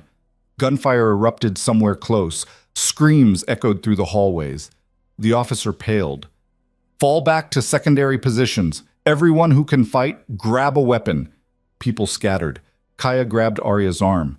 You need to get to the safe room. I'm not hiding while people die. You're the target. If they get you, everything we've done means nothing. Arya pulled free. Then I'll make sure they don't get me. She picked up a rifle from a fallen soldier, checked the chamber with practiced efficiency. Kaya recognized the movements. Someone had trained her. Recently. You've been practicing, Kaya said. I learned from the best. Arya met her gaze. Now are we fighting or running? Before Kaya could answer, the wall exploded. Rebels poured through the breach, screaming, firing, killing. The operations center became a slaughterhouse. Kaya moved on instinct. 2 rounds, center mass. A rebel dropped. She pivoted, fired again, another down. Beside her, Arya fought with surprising competence. Controlled bursts, proper stance, actually hitting targets. But there were too many. For every one they killed, 3 more appeared. Fall back, Ramos shouted from across the room. Fighting retreat. Move! They moved, backward through corridors, firing, covering each other, leaving bodies in their wake. Hayes took a round to the leg, cursed, kept shooting. Chen's rifle clicked empty. He drew his sidearm without hesitation. They reached a defensible position, a reinforced conference room with limited entry points. Ramos slammed the door, started piling furniture against it. How many we got? She asked. Kaya did a quick count. 12, plus the princess. Ammunition? Enough for maybe 5 minutes of sustained fire. That's not enough. I know. Arya reloaded her rifle, her hand steady. What about the safe room? Can we reach it? Not from here, Chen said, pressing gauze to Hayes' leg. They've got the corridors locked down. Hayes gritted his teeth. So we're trapped. Effectively. Something heavy slammed against the door. Once, twice, the furniture shifted. Ramos raised her rifle. Prepare to engage. But the slamming stopped. Silence fell. Then a voice. Amplified. Familiar. Wrong. Princess Arya, I know you're in there. Not Cade's voice. Someone else. Someone who shouldn't be here. Arya's face went white. No, that's impossible. Who is it? Kaya asked. But Arya just shook her head, backing away from the door. The voice continued. It's been a long time, cousin. I've missed our talks. Arya's breathing quickened. Damien? Kaya grabbed her shoulder. Who's Damien? My cousin, the one who... Arya's voice broke. The one who supports the rebels, who wants the throne. I thought he was back in the capital. He was supposed to be. The door shuddered under another impact. The barricade wouldn't hold much longer. Damien's voice turned cold. You can't hide forever, Arya. Come out now, surrender peacefully, and I promise your people will be treated with mercy. He's lying, Arya whispered. Obviously. What do we do? Kaya looked around the room. 12 soldiers, limited ammunition, no escape route. The math was clear. They were going to die here. Unless... An idea formed, desperate, dangerous, probably suicidal, but it was all they had. She turned to Ramos. How long can you hold this position? Against what we're facing? Maybe 10 minutes. Why? Because I need 9. Ramos's eyes narrowed. For what? Kaya didn't answer, just pulled off her jacket, started checking her gear with mechanical precision. Extra magazines, knife, breaching charges she'd taken off a dead rebel earlier. Arya grabbed her arm. What are you doing? Ending this. That's not a plan. It's the only plan we've got. Kaya met her gaze.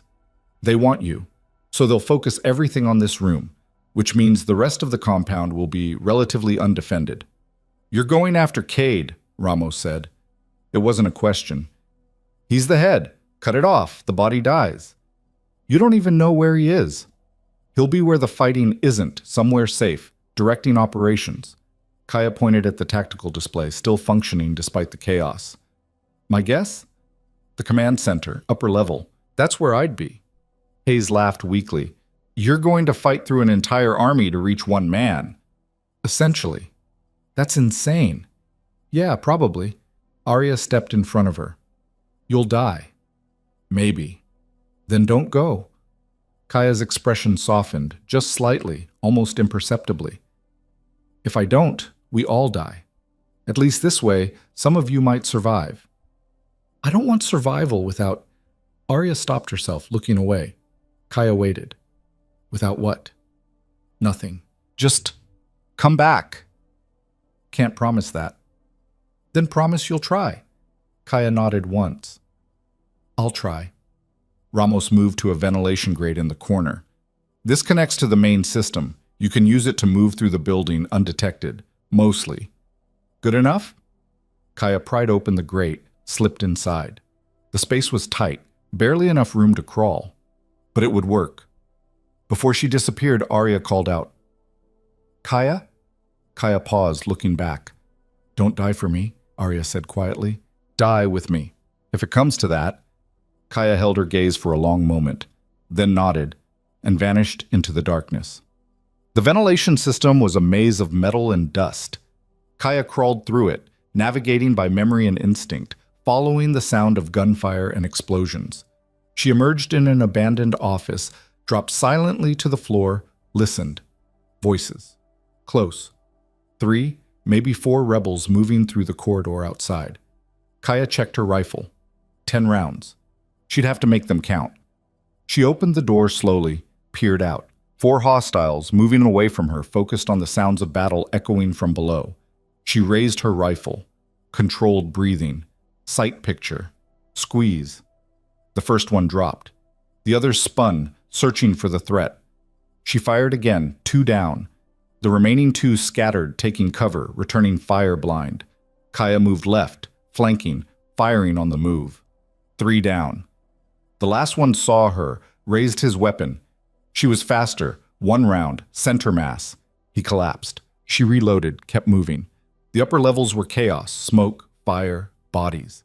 She passed rooms where soldiers made last stands, where medics tried to save the dying, where people prayed and wept and waited for the end. She didn't stop. Couldn't afford to. The command center was ahead, a fortified room at the top of the building. She could hear voices inside, orders being given, positions being coordinated, and one voice that made her blood burn. Cade. He was alive, in charge, directing the slaughter. Kaya approached the door. 2 guards stood watch, both alert, both armed with automatic weapons. She had 4 rounds left. Not enough for a straight fight. She needed a different approach. Kaya holstered her rifle, drew her knife, and waited. One of the guards moved away, checking the corridor, routine patrol. When he passed her position, she struck. 1 hand over his mouth, the other driving the blade into the base of his skull. Quick, silent, final. She lowered him carefully, took his weapon, his radio, his grenades. The second guard noticed his partner was gone. Yuri? Kaya stepped into view, wearing the dead man's helmet, keeping her head down. The guard relaxed slightly. Where did you... She shot him twice. He dropped. Kaya kicked open the command center door. Inside, a dozen men spun toward her. Cade stood at the center, his arm still in a sling, his face twisted in shock. You, he breathed. Kaya didn't speak, just raised the automatic weapon and fired. The room erupted in chaos. Men dove for cover, someone returned fire. Bullets shredded the walls. She moved through them like a storm, precise, relentless, unstoppable. Every shot counted, every movement deliberate. 3 down, 5, 7. Return fire caught her in the side, burning, tearing. She ignored it, kept shooting. 10 down, 11. Then the weapon clicked empty. Cade stood across the room, pistol raised, his hand shaking. You should have stayed down. Kaya dropped the empty weapon, slowly raised her hands. Yeah, I get that a lot. Any last words? She smiled, cold, humorless. Duck. Cade frowned. The window behind him exploded. A figure crashed through, fast, violent, trained. Ramos. Followed immediately by Chen, then Hayes, limping but firing. And Arya. She moved like someone born to violence, controlled, efficient, deadly. She put 2 rounds into Cade before he could react. He staggered, blood blooming across his chest. Arya walked forward, rifle raised, her face a mask of cold fury. You killed my father, my family, my people. Cade coughed blood. You're just a girl playing soldier. And you're a dead man pretending otherwise. She fired again, center mass. Then once more for certainty. Cade collapsed, his eyes wide with disbelief.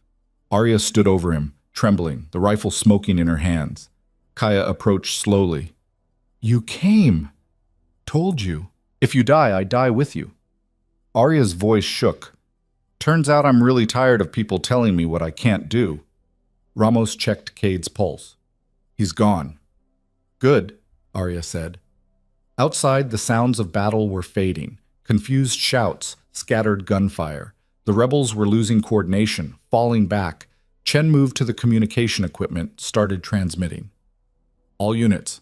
Enemy commander neutralized. Repeat. Enemy commander is down. Hold your positions. Slowly the firing stopped. The silence that followed was almost worse than the noise. Kaya sat down heavily, pressing a hand to the wound in her side. Blood leaked between her fingers. Arya dropped beside her. You're hit. It's fine. It's not fine. It's survivable. That's all that matters. Hayes appeared with a med kit, started working on the wound with practiced efficiency. You're lucky. Went through clean. No major organs. Told you I was fine. Ramos stood at the window looking out at the compound. Fires burned. Smoke rose. Bodies lay scattered like discarded dolls. We won, she said quietly. Why doesn't it feel like victory? Because it's not, Kaya said. It's just survival. There's a difference. Arya sat beside her, close enough that their shoulders touched. Thank you. For what? For coming back. Told you I'd try. You did more than try. Arya's voice was soft. You gave me a chance to fight, to be more than just someone who needs protecting. Kaya looked at her, this princess who'd walked into hell and come out a warrior. You always were. You just needed someone to stop coddling you long enough to prove it.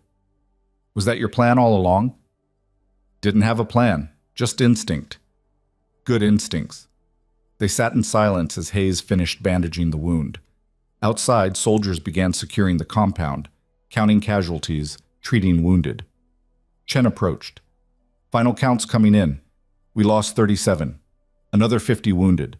The refugees, most of them made it. Hidden in the safe rooms during the attack. Ramos nodded. And the rebels? Scattered, leaderless, some surrendered, most fled into the city. It's over then. For now, Kaya said. Cade's dead, but his people aren't. They'll regroup, find new leadership, come back. Then we'll be ready, Arya said. Kaya studied her. You sound certain. I am, because I have you. I'm just a soldier, Arya smiled. No, you're the person who taught me that survival isn't enough, that sometimes you have to fight for more than just yourself. Before Kaya could respond, a runner appeared, young, breathless. Princess Arya, you're needed. The council is requesting your presence immediately. Arya stood, straightened her clothes, became someone else. Someone regal. Someone who could carry a kingdom on her shoulders. But before she left, she looked back at Kaya. When this is over, the politics, the reconstruction, all of it, we're going to talk about who you were, who you are. No more deflecting. Looking forward to it, Kaya said dryly. Arya left, surrounded by soldiers who materialized like shadows. Ramos sat beside Kaya. She's right, you know. You're different now, since we pulled her out of that clinic. Different how? Less empty, more human, Kaya snorted. Human's overrated. Maybe, but it suits you. Hayes finished packing up the medkit. For what it's worth, you scared the hell out of me back there. Going after Kate alone. That was either the bravest or stupidest thing I've ever seen. Can it be both? Knowing you? Absolutely. Chen joined them, offering a canteen. Kaya drank deeply, water tasting like metal and dust, but better than anything she'd had in days. What happens now? Chen asked. Now? Kaya looked out the shattered window at the burning city beyond. Now we rebuild. Again. Until the next time someone decides to tear it all down. Cheerful. Realistic. Ramos stood, offering Kaya a hand up. Come on, let's get you to medical. That wound needs proper treatment. Kaya took her hand, let herself be pulled to her feet. Pain lanced through her side, but she ignored it. Pain was just information. Data. Nothing more. They walked through the compound, past soldiers securing positions, medics treating wounded, engineers beginning repairs. The machinery of survival grinding forward. And somewhere in the distance, Arya stood before the council, bloody, exhausted, but unbroken, claiming her birthright. Kaya watched from afar, something unfamiliar stirring in her chest. Pride, maybe. Or recognition.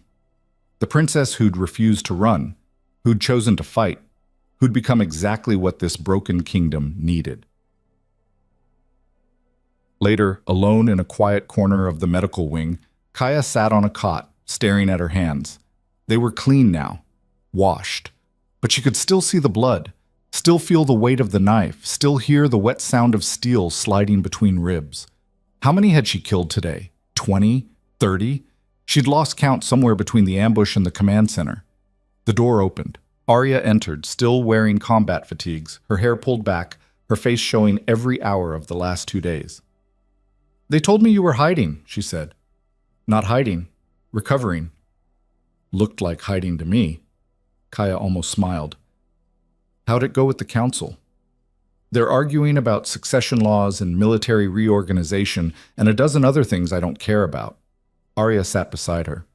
But they acknowledged me, formally. I'm no longer just a doctor playing princess. I'm the actual heir. Congratulations. Doesn't feel like an achievement. Never does. They sat in comfortable silence. Outside, night was falling, the city fading into shadow. Can I ask you something? Arya said quietly. You're going to anyway. When you knelt in front of Cade, when you begged, was that real or strategy? Kaya considered the question. Both. Explain.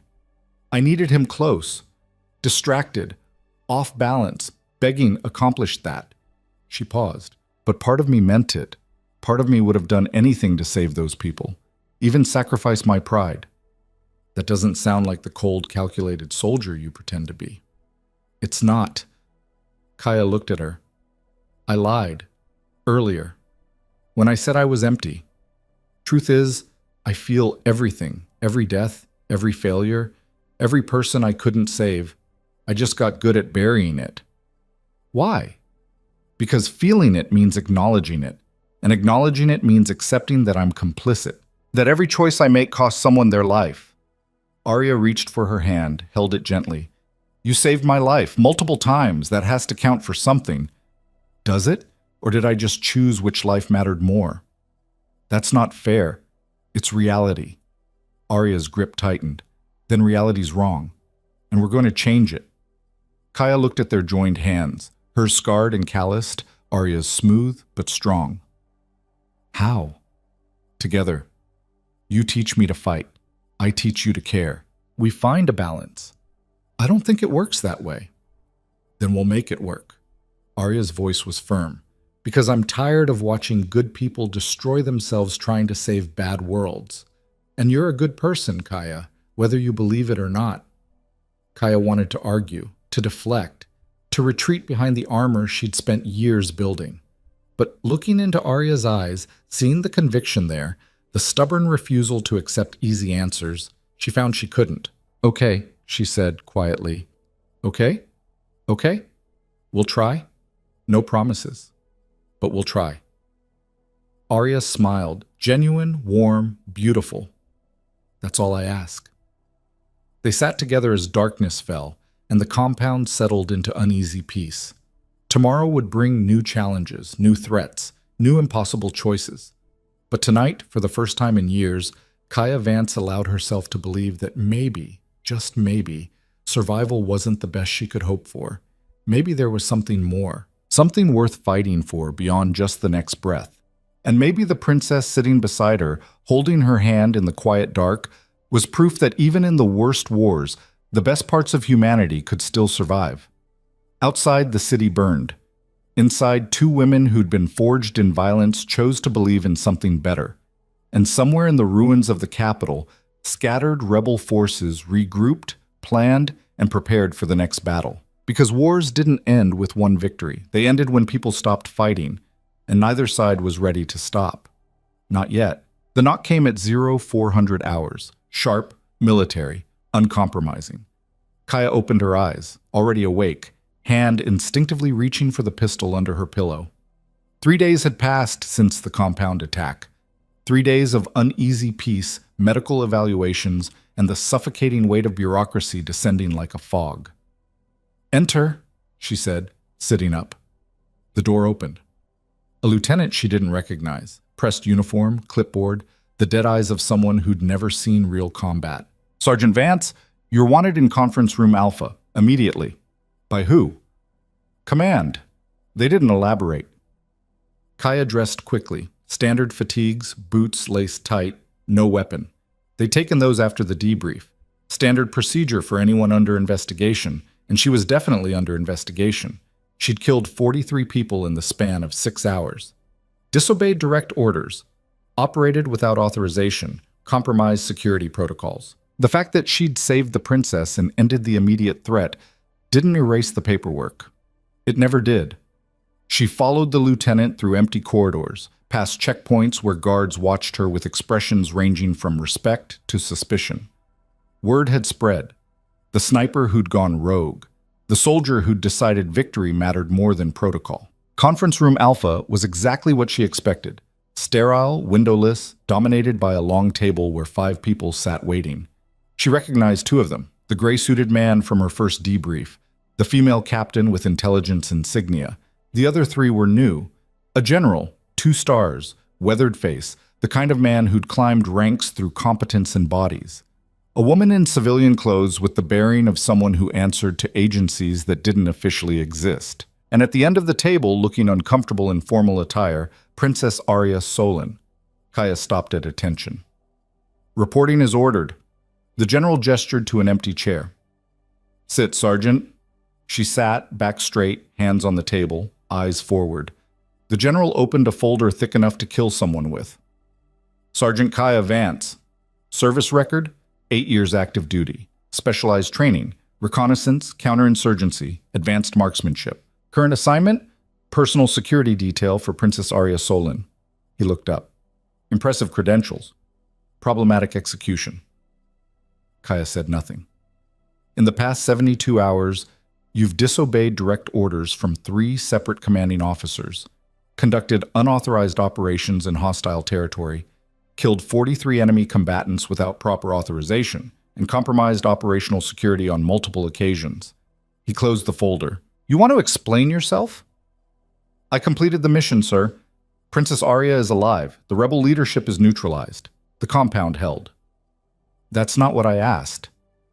"With respect, General, my explanation won't change the facts. Either my actions were justified or they weren't. The results speak for themselves." The civilian woman spoke, her voice cool, analytical. "The results speak to your effectiveness, Sergeant, not your judgment. There's a difference." Kaya turned to her. "And you are?" "Someone who decides whether effective soldiers remain assets or become liabilities." The woman leaned forward. "Tell me about Commander Cade, your first encounter with him. The clinic." "Already in my report." "Tell me again, in your own words." Kaya exhaled slowly. "He surrounded our position, offered terms. I negotiated, made him believe Princess Arya had poisoned herself, created enough confusion to escape." "You lied to him." "I created tactical advantage by faking a death, by manipulating emotional response, by exploiting his investment in keeping the princess alive." The woman's eyes narrowed. "Where did you learn that technique?" The room went silent. Kaya felt the weight of the question, the implications beneath it. Experience. What kind of experience? The kind you don't put in official reports. The general interrupted. Sergeant, I'm going to ask you a direct question, and I need a direct answer. Have you received training beyond your official service record? Kaya met his gaze. Define training. Don't play games. I'm not, sir. Training is a broad term. If you mean formal instruction from recognized institutions, no. If you mean lessons learned through necessity and survival, yes. The gray-suited man from her first debrief spoke up. Your file shows standard infantry progression, basic, advanced individual training, sniper school. Nothing that would explain your performance in the field. The psychological manipulation, the tactical improvisation, the close quarters combat skills you demonstrated. He paused. So where did you really learn? Kaya was quiet for a long moment, then, you want the truth? That's why we're here. The truth is, I was someone else before I was Sergeant Vance, someone who did things I'm not proud of, someone who learned that survival requires more than shooting straight and following orders. She looked at each of them in turn. You want details, locations, dates? They don't exist. I made sure of that. Made sure how? The civilian woman asked. By burning everything that connected me to who I was. By starting over. By becoming exactly what the military needed. A good soldier who didn't ask questions. Arya spoke for the first time, her voice quiet but firm. You're describing someone running from something. Kaya looked at her. Or running towards something better. The general stood pacing. This committee has been tasked with determining whether you're an asset or a threat. Right now, the evidence suggests both. You're effective, deadly, unpredictable. That makes you valuable and dangerous in equal measure. So what's the verdict? Kaya asked. Depends on what you tell us in the next 10 minutes. He stopped pacing, facing her directly. Who were you before Sergeant Kaya Vance? The silence stretched. Kaya could feel Arya's eyes on her, waiting. Could sense the others leaning forward, hungry for the secret she'd buried years ago. She'd known this moment would come eventually, had prepared for it, had a dozen lies ready. But looking at Arya, seeing the trust there, the belief that Kaya was someone worth saving, she found she couldn't lie. Not anymore. I was a contractor, she said quietly. Private military. The kind that operates in places governments don't officially send soldiers. We did extractions, asset denial, targeted removals, anything that required deniability. The civilian woman's expression didn't change. Which company? Doesn't exist anymore. I made sure of that too. Why? Because we crossed lines that shouldn't be crossed, took contracts that shouldn't be taken, and I woke up one day covered in blood I couldn't justify anymore. So you ran, the general said. So I changed, Kaya's voice hardened. Enlisted under a new identity. Went through basic training with kids 10 years younger. Learned to follow orders instead of making them. Became someone who protected instead of destroyed. And you thought we wouldn't find out? The gray-suited man asked. I thought I'd buried it deep enough. Apparently not. The captain spoke up. How many contracts did you fulfill? 17. How many resulted in casualties? All of them. That was the point.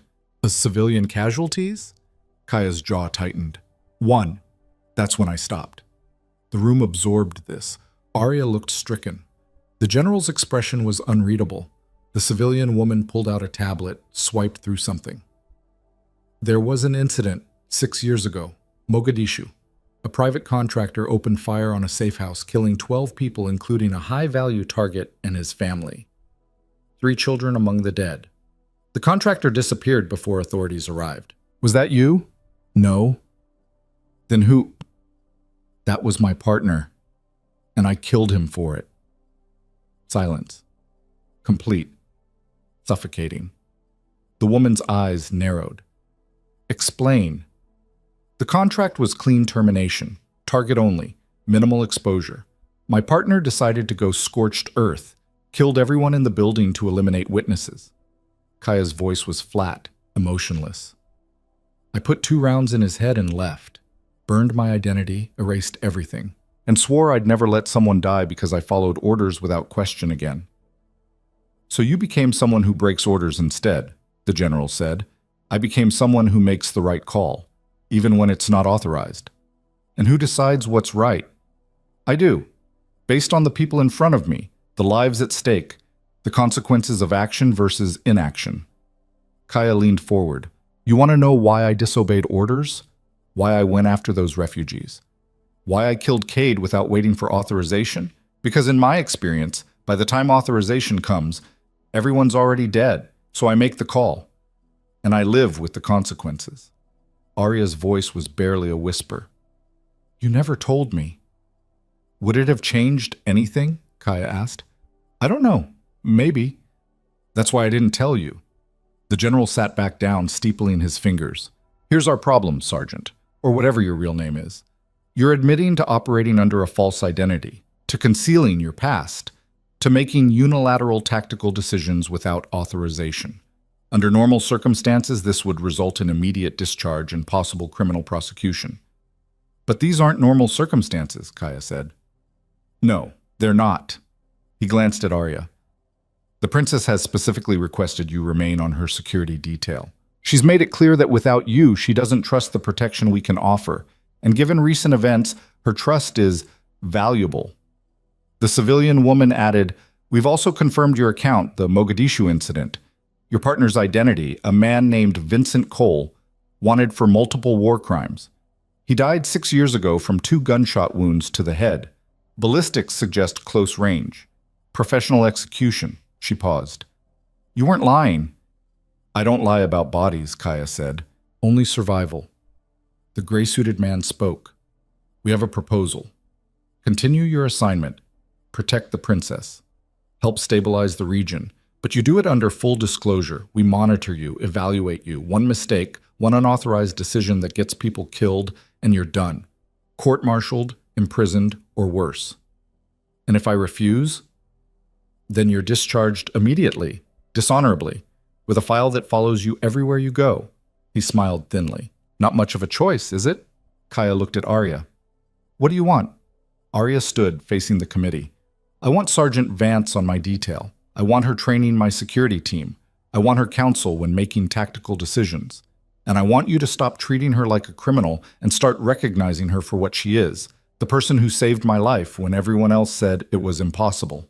The general raised an eyebrow. Your Highness, with respect, you're emotionally invested. I'm the heir to a collapsing kingdom, Arya interrupted. I'm the person every rebel faction wants dead or captured. I'm the symbol holding this entire region together. And I'm telling you that Sergeant Vance has proven her loyalty more thoroughly than anyone in this room. She looked at Kaya. She's earned my trust. That should be enough. The committee exchanged glances. Some kind of silent communication Kaya couldn't read. Finally, the general nodded. Very well, Sergeant Vance, you're reinstated to active duty, full security clearance restored, but understand we'll be watching closely. Understood, sir. Dismissed. Kaya stood, saluted, and left. Arya followed. They walked in silence through the compound, past guards and checkpoints, until they reached a quiet courtyard where pre-dawn light was just beginning to paint the sky. Arya stopped, turning to face her. A contractor. Children dead. Your partner executed. Why didn't you tell me?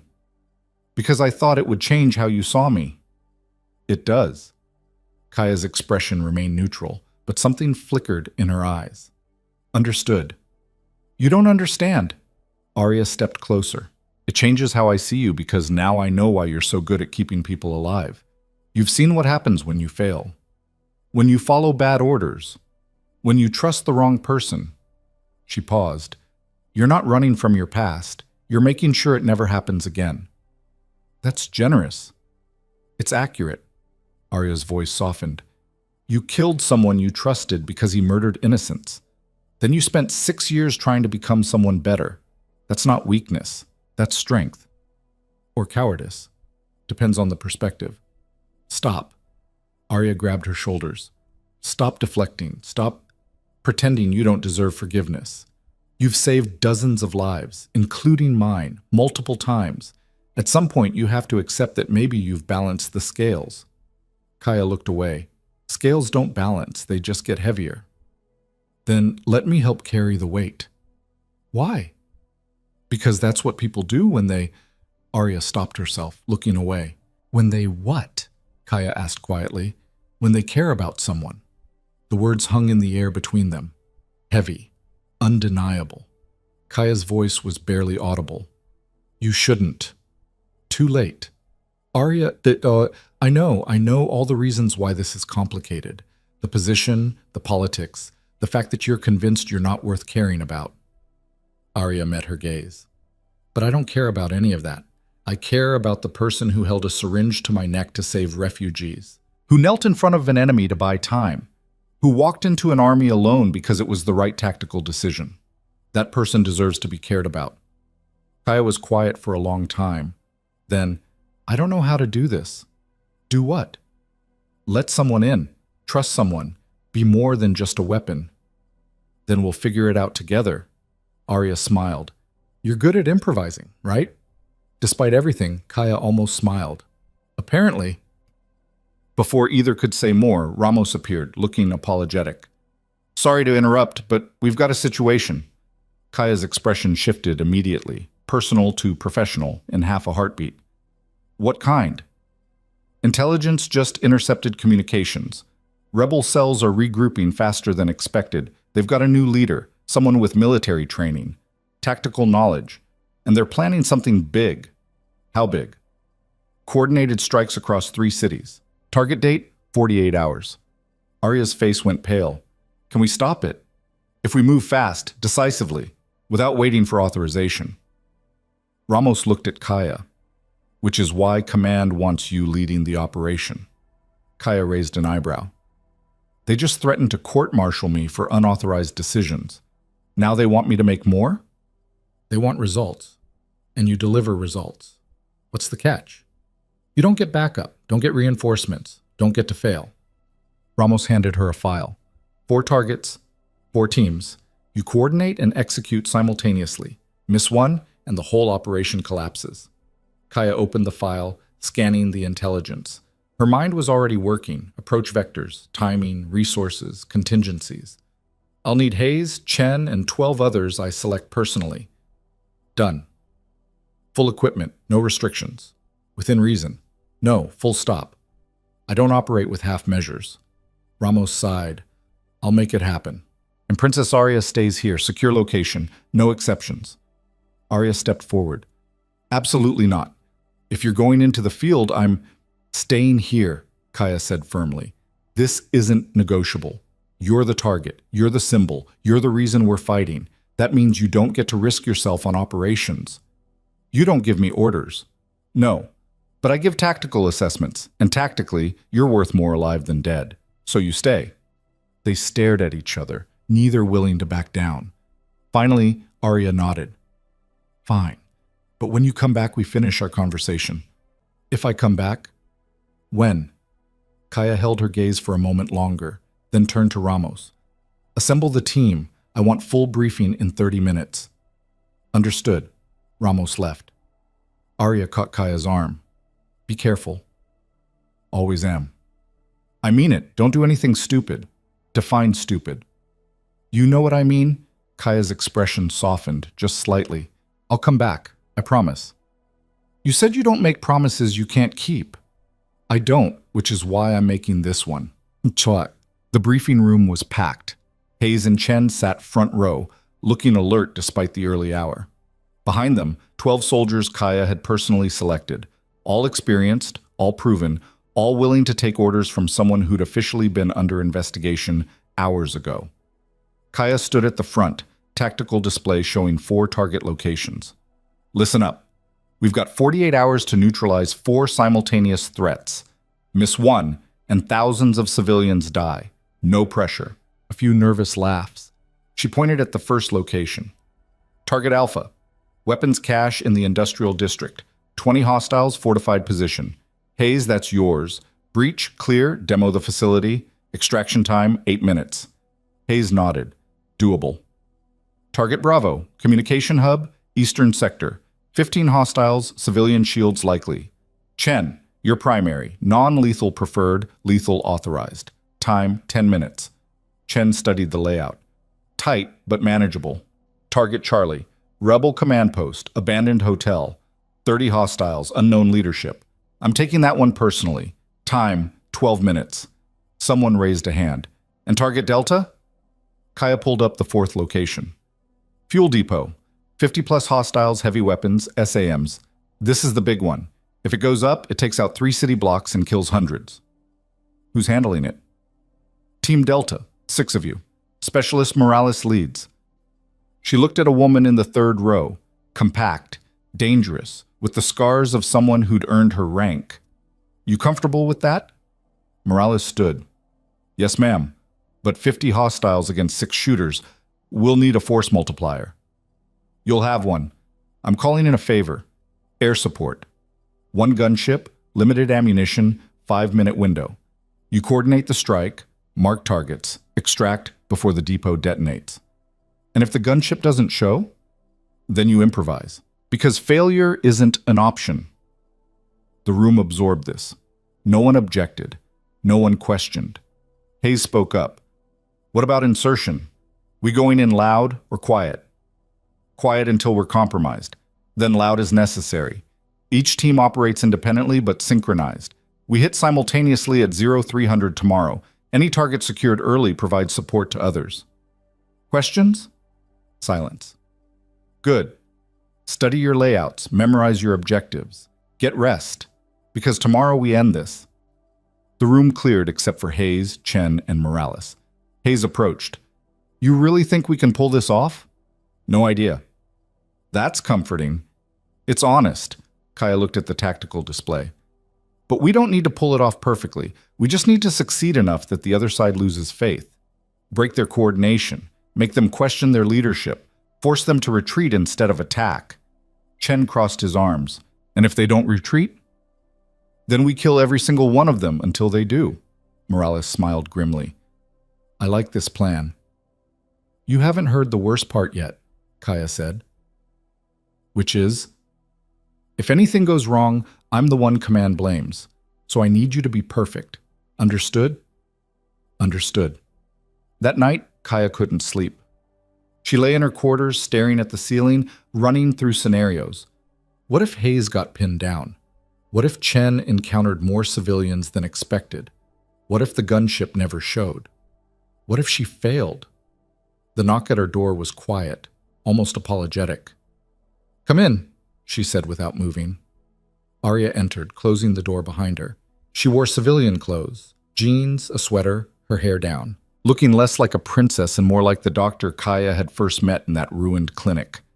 Couldn't sleep either? Arya asked. Operational planning. Liar. You're worrying. Same thing. Arya sat on the edge of the bed. Talk to me. About what? Anything. Everything. The mission. Your past. Whatever's keeping you awake. Kaya was quiet for a moment. Then, I keep thinking about Mogadishu. About the moment I realized my partner had killed those children. About the choice I made. To kill him. To become someone else. To erase who I was and start over. She turned to look at Arya. What if that person, the one before, is who I really am? And all this, the uniform, the orders, the protection detail, what if it's just a costume I'm wearing? Then it's a costume that saved lives, Arya said, including mine. For now. But what happens when the costume slips? When I make the same mistakes? Then I'll be there to stop you, just like you stopped your partner. Kaya sat up. You don't know that you can. Yes, I do. Arya met her gaze. Because, unlike your partner, you have something to lose now. People who matter. A purpose beyond just survival. That makes me weaker, not stronger. No, it makes you human. They sat in silence. Kaya's mind still racing, but slower now, less chaotic. I'm scared, she admitted quietly. Of what? Of failing you. Of becoming someone you can't trust. Of letting people die because I made the wrong call. Arya took her hand. Then don't make the wrong call. It's not that simple. It is exactly that simple. Trust yourself. Trust your team.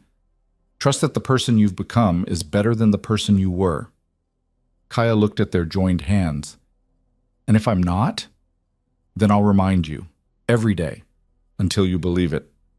Something shifted in Kaya's chest, that unfamiliar warmth she kept trying to bury. Why do you care so much? Arya smiled. Because someone has to. Might as well be me. That's not an answer. It's the only one I'm giving right now. She stood, moving toward the door. Get some rest. Tomorrow, you save lives. Again. Arya. She paused, looking back. Thank you, Kaya said. For what? For not giving up on me. Arya's smile widened. Never. She left. And for the first time in years, Kaya Vance closed her eyes and actually slept. The operation launched at 0300 on the mark. 4 teams, 4 targets, 1 synchronized assault. Kaya moved through Target Charlie like a ghost, silent, precise, lethal. Her team followed her lead, clearing rooms with practiced efficiency. Rebels fell before they knew they were under attack. Over the radio, updates streamed in. Hayes. Target Alpha secure. Demo charges set. Extraction in 3. Chen. Target Bravo engaged. Civilian situation worse than expected. Need 5 more minutes. Morales. Target Delta. Gunship is here. Marking targets now. Kaya reached the command post, a suite on the top floor where 3 men hunched over maps and radios. They looked up as she entered. She didn't give them time to react. 3 shots, 3 bodies. Target Charlie neutralized, she said into her radio. All team status? Hayes, clear and moving. Chen, almost there, contact, we're engaged. Morales, gunship inbound, 30 seconds. Kaya made the call. Hayes, redirect to Target Bravo. Chen needs support. Copy, moving now. Morales, confirm target package. Confirmed, fuel depot is lit, we're extracting. Explosions rumbled in the distance, the depot going up. Mission accomplished.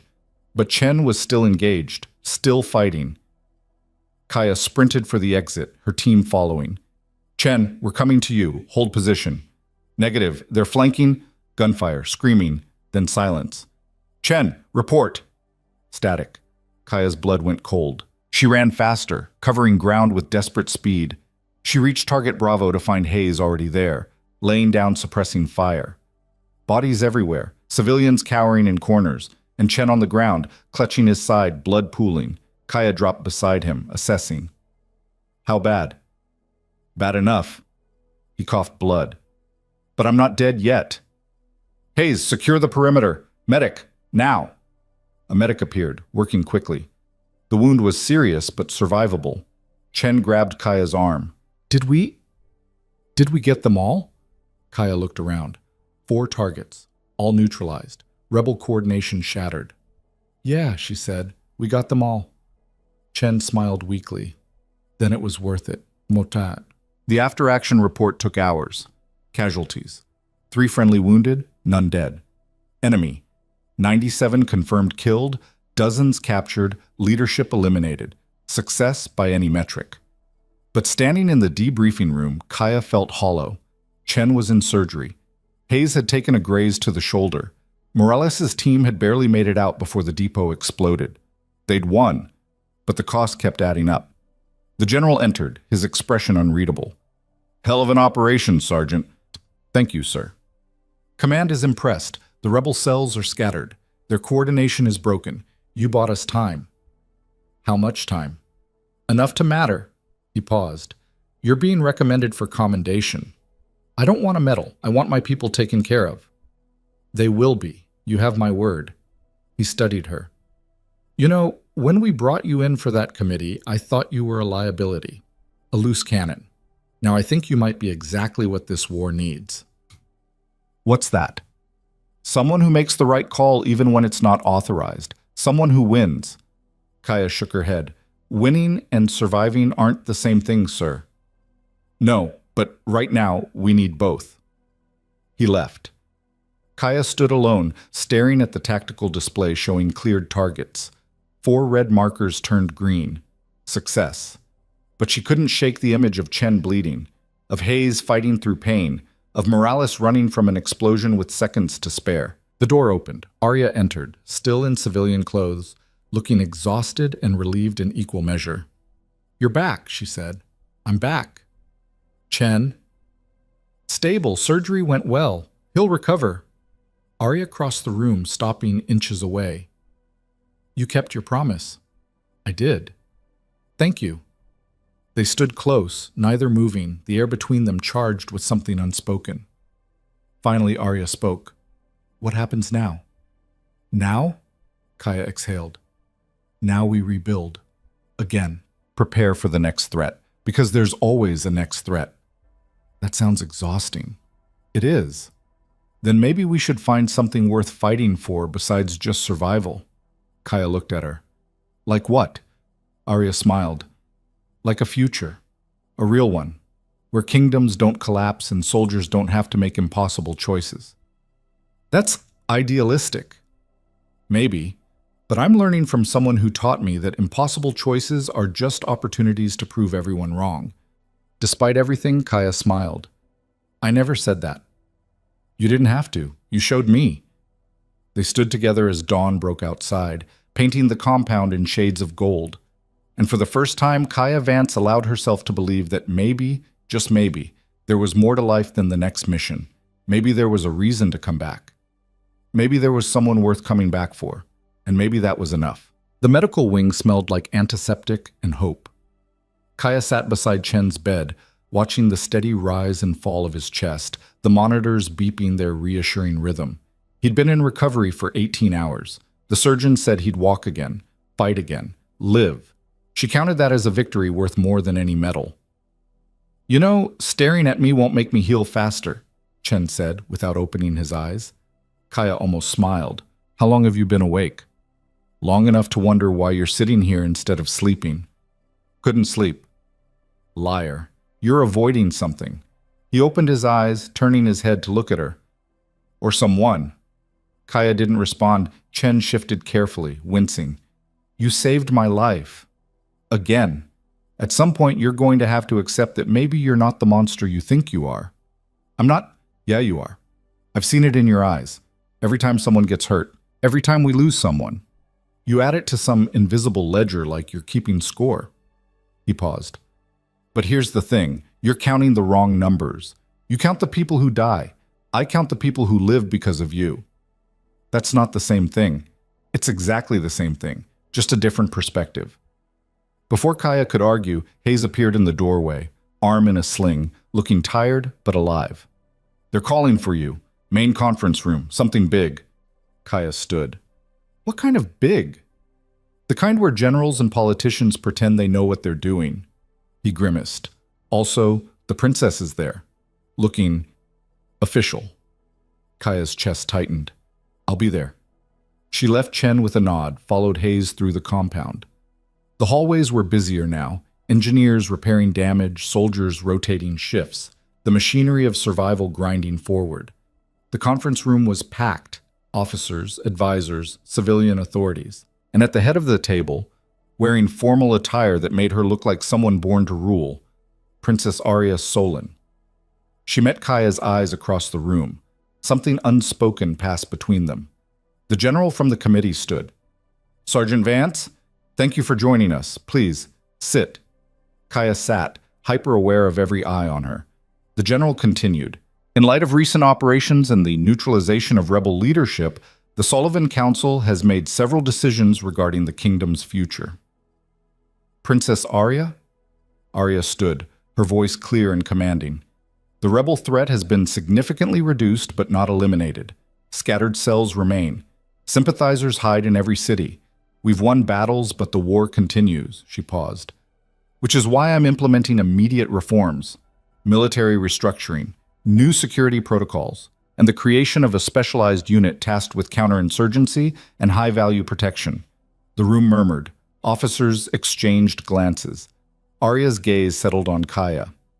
This unit will operate with autonomy, will be authorized to make tactical decisions without waiting for committee approval, will be composed of soldiers proven in combat and loyal to the kingdom's future, not its past. Kaya felt the weight of where this was going. I'm appointing Sergeant Kaya Vance as commander of this unit, effective immediately. Silence. Complete. Shocked. Then the room erupted. Officers protesting, advisors objecting, voices overlapping in chaos. The general raised a hand. Your Highness, with respect, Sergeant Vance is the person who saved my life 4 times, Arya interrupted. The person who neutralized Commander Cade. The person who coordinated last night's operation with 0 friendly casualties and complete success. The person I trust more than anyone in this room. She's also someone who operated under false identity, who concealed her past, who makes unauthorized decisions, which is exactly why she's perfect for this role. Arya's voice hardened. I need someone who does what's right instead of what's authorized. Someone who values lives over protocols. Someone who's already proven they'll die before they let this kingdom fall. The general looked at Kaya. And you? What do you say to this? Kaya stood slowly. I say the princess is making a mistake. Arya's expression flickered. What? I'm not a leader. I'm a weapon. Give me a target, I'll neutralize it. Give me a mission, I'll complete it. But leading, building something instead of destroying, I don't know how to do that. Then learn, Arya said. The same way you learn to be a soldier after being a contractor. The same way you learn to save instead of kill. That's different. It's exactly the same. You're just scared. The words hung in the air. True. Undeniable. Kaya met Arya's gaze. Yeah, I am. Good. Fear means you understand the stakes. Arya stepped closer. I'm not asking you to be perfect. I'm asking you to do what you've always done. Make the hard calls. Protect the people who can't protect themselves. Build something worth fighting for. And if I fail, then you fail trying to do something right, instead of succeeding at doing nothing. Kaya was quiet for a long moment. Then she turned to the general. What's the unit's mandate? The general sighed. Counterinsurgency operations, high-value asset protection, intelligence gathering, tactical response to emerging threats.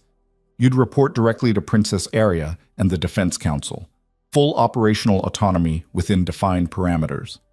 Defined by who? You, within reason. Kaya looked around the room, at the officers who still doubted her, at the advisors who saw her as a risk, at Arya, who saw her as something more. I accept, she said quietly, on one condition. Which is, the general asked, I choose my team. No political appointments, no compromised candidates, only people I trust with my life. The general glanced at Arya. She nodded. Agreed, he said. The announcement spread through the compound like wildfire. Sergeant Vance, promoted to captain. Given command. Authorized to build a unit from scratch. The reactions were mixed. Some soldiers celebrated, some grumbled, some simply watched, and waited to see if she'd succeed or fail. Kaya found Hayes and Ramos in the armory, cleaning weapons. Heard the news, Hayes said without looking up. Captain Vance has a nice ring to it. Shut up. I'm serious, you earned it. Ramos set down her rifle. What do you need from us? Your help. I'm building a team. Need people I trust, people who won't hesitate when decisions get ugly. How ugly we talking? Hayes asked. The kind where protocol says one thing and survival says another. Hayes grinned. My favorite kind? Ramos was more cautious. What about command? They going to interfere? Not if we deliver results, Kaya paused. But I need to know you're in. Both of you. Because this isn't standard military. This is operating in gray areas. Making calls that might haunt us. Living with consequences that don't fit in reports. So, basically what we've been doing already, Hayes said, just with official authorization. Essentially. Ramos stood, extending her hand. I'm in. Someone has to keep you from getting yourself killed. Hayes followed. Same. But I want hazard pay. There is no hazard pay. Then I want better coffee in the mess hall. I'll see what I can do. Over the next 2 weeks, Kaya built her team. 12 soldiers, each one handpicked, each one proven. Chen, recovering but insisting on joining. Morales, who'd earned her place leading Target Delta. A sniper named Kowalski, who could hit targets at impossible ranges. A demolitions expert called Mouse, who could disarm anything or blow it to hell with equal efficiency. They trained together, ate together, learned each other's rhythms. And slowly, something formed. Not just a unit, a family. Arya visited often, sometimes observing training, sometimes pulling Kaya aside for strategy discussions that became something more. Conversations about the future, about what came after the fighting stopped, if it ever stopped. One evening, Kaya found Arya on the compound's outer wall, watching the sunset paint the ruined city in shades of gold and crimson.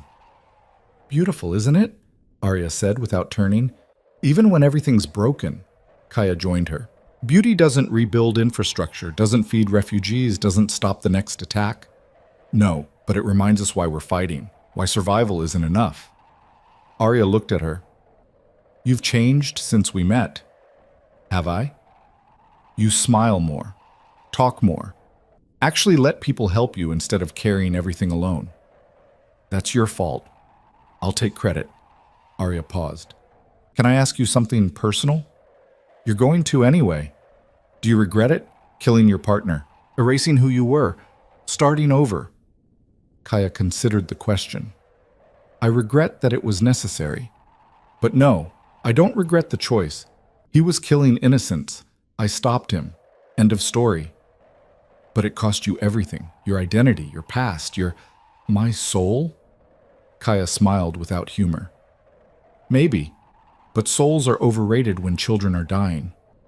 Arya was quiet. Then, "What if I told you that you could have it back? Your past, your real name, everything you buried." I'd ask why I'd want that. "Because hiding forever isn't living. It's just surviving. And you taught me there's a difference." Kaya turned to face her fully. "What are you saying?"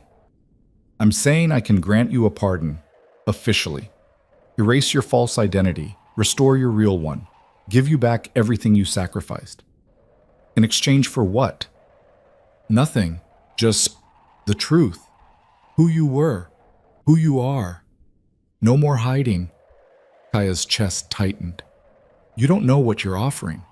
"Yes, I do. I'm offering you freedom. Freedom's an illusion." "Then let's make it real." Arya stepped closer. "I know you're scared. I know you think you don't deserve it, but I'm telling you, as someone who's seen you at your worst and your best, you've earned the right to be yourself." Kaya looked away, her jaw working. "My real name is Kaya. That part was always true. The rest is just noise." "Then tell me the noise. All of it." And in the fading light, Kaya did. She told Arya about her childhood, foster homes, military school, the desperate need to belong somewhere, about joining the private contractor firm at 23, about the missions that started noble and became nightmares, about Vincent Cole, her partner, who'd crossed every line until there were no lines left, about Mogadishu, the children, the choice, about the years after, building a new identity, enlisting, becoming someone who protected instead of destroyed. She told her everything, and when she finished, Arya took her hand. "Thank you." "For what?" "For trusting me with the truth. You already knew most of it.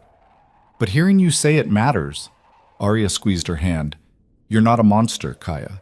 You're someone who made terrible choices and spent years making better ones. That's called growth, redemption, being human." "I don't feel human." "Then let me help you remember how." They stood together as darkness fell, and the city lights flickered on, small, defiant points against the night. The attack came 3 weeks later, not rebels, not insurgents, something worse. A coordinated assault by foreign mercenaries, professionals hired by forces who wanted the kingdom destabilized, the princess dead, the region plunged into chaos. They hit at dawn, fast, brutal, precise. Kaya's unit responded immediately. She moved through the compound like a force of nature, her team following her lead. Haze covered left. Morales took high ground. Chen, still recovering but refusing to sit out, coordinated communications. The fighting was intense. Professional soldiers against professional soldiers. No amateurs, no hesitation. Kaya killed 6 before reaching the command center where Arya was supposed to be secured. The door was blown open. Guards dead. Arya was gone. Kaya's blood went cold. She keyed her radio. "All units, Princess Arya is missing. I repeat, asset is compromised. Find her now." But even as she said it, she knew. This wasn't about killing Arya. This was about taking her. Leverage, ransom, political destabilization. Kaya sprinted for the vehicle bay, her mind racing through scenarios. They'd need transport, something fast, something... She saw it. A black SUV tearing through the compound gates, guards firing after it uselessly. Kaya grabbed a motorcycle, kicked it to life, and gave chase. The city blurred past. She wove through traffic, around obstacles, gaining ground. Ahead, the SUV swerved, trying to lose her. She drew her sidearm, fired. The rear window shattered. The SUV accelerated. Kaya pushed harder, closing the gap. She could see figures inside, 4, maybe 5. And one smaller silhouette fighting. Arya was still alive. Still fighting. The SUV took a hard turn into an abandoned industrial district. Kaya followed, tires screaming. They stopped in the center of an empty lot. No cover, no escape, just open ground. A trap. Kaya stopped 30 feet away, engine idling. 4 men exited the vehicle, weapons raised. Professional. Calm. Expecting this. The 5th dragged Arya out, hands bound, mouth gagged, but eyes fierce and unbroken. The leader stepped forward, older, scarred, the kind of man who'd done this 100 times. Captain Vance, predictable as always. Kaya dismounted, hands visible. Let her go. No. Then what do you want? Your surrender, your unit disbanded, your influence removed from the equation. In exchange for what? Her life? In exchange for everyone's life. Refuse, and we kill her. Then we kill your team. Then we burn this entire kingdom to ash. Kaya's mind worked fast. 4 hostiles. 1 hostage. No backup. Limited ammunition. The math said she was dead. But math didn't account for everything. She raised her hands. Okay. You win. Take me. Let her go. The leader smiled. You think we're stupid? You're both leverage. You both die. But we'll make it quick if you surrender now. Define quick. Bullet to the head. Clean. Professional. Kaya nodded slowly. And if I don't surrender? We make it slow, starting with her. Arya's eyes met Kaya's. She shook her head frantically, trying to speak through the gag. Kaya ignored her. All right, let's do this right. Give me a moment to say goodbye. The leader hesitated, then nodded. 1 minute, then we end this. Kaya approached Arya slowly, hands still raised. The mercenaries tracked her but didn't fire. She knelt beside Arya, close enough to whisper. Trust me. Arya's eyes were wide, terrified. Kaya's hands moved, fast, precise. She removed the gag, cut the bonds with a blade hidden in her sleeve. When I move, you run, she whispered. Don't stop, don't look back. Kaya, run. Then everything happened at once. Kaya stood, spun, drew her sidearm, and fired. The leader went down. She pivoted, dropped another mercenary. Return fire erupted, bullets screamed past. Arya ran. Kaya provided cover, firing, moving, creating chaos. She took a round to the shoulder, ignored it, kept shooting. 2 mercenaries left, both taking position, both trained. Kaya was outgunned, outpositioned, out of time. She made peace with dying. Then gunfire erupted from a different direction. Haze appeared, rifle chattering. Morales followed, flanking. Chen limped in, sidearm firing. The remaining mercenaries went down. Silence. Kaya collapsed to one knee, bleeding, breathing hard. Hayes ran to her. You're hit. I'm fine. Where's Arya? Safe. Chen got her to cover. Good. She tried to stand. Failed. The adrenaline was fading, pain rushing in. Morales pressed gauze to her shoulder. You're going to medical. Now. Mission first? Mission's over. You won. Again. Morales smiled. Now stop being a hero and let us save you for once. Iniskin. The recovery took 2 weeks. Surgery, physical therapy, debriefs that felt more like interrogations. But through it all, Arya visited. Every day. Sometimes talking, sometimes just sitting in comfortable silence. On the 14th day, Kaya was cleared for light duty. She found Arya in her office, a real office now, befitting a crown princess preparing to rule. You look official, Kaya said from the doorway. Arya looked up, smiled. And you look alive. I'll take it. Heard you've been busy. New policies, infrastructure projects, peace negotiations.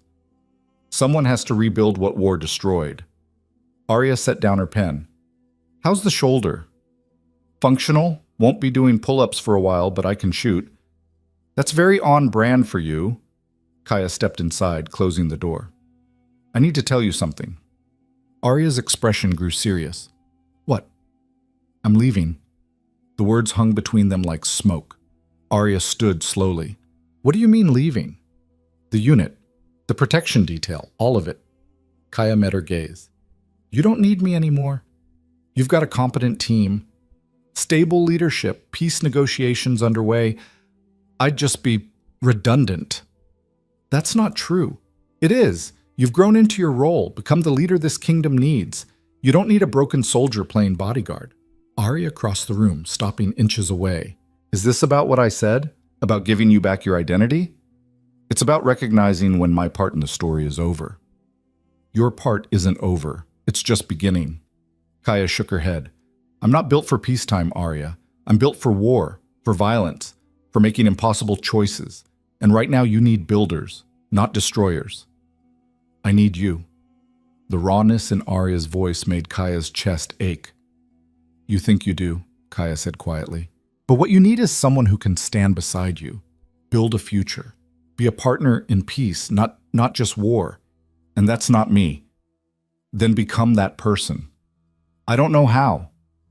Then I'll teach you, the same way you taught me to fight, to survive, to be more than just someone who needs protecting. They stood close enough to touch, close enough to feel each other breathing.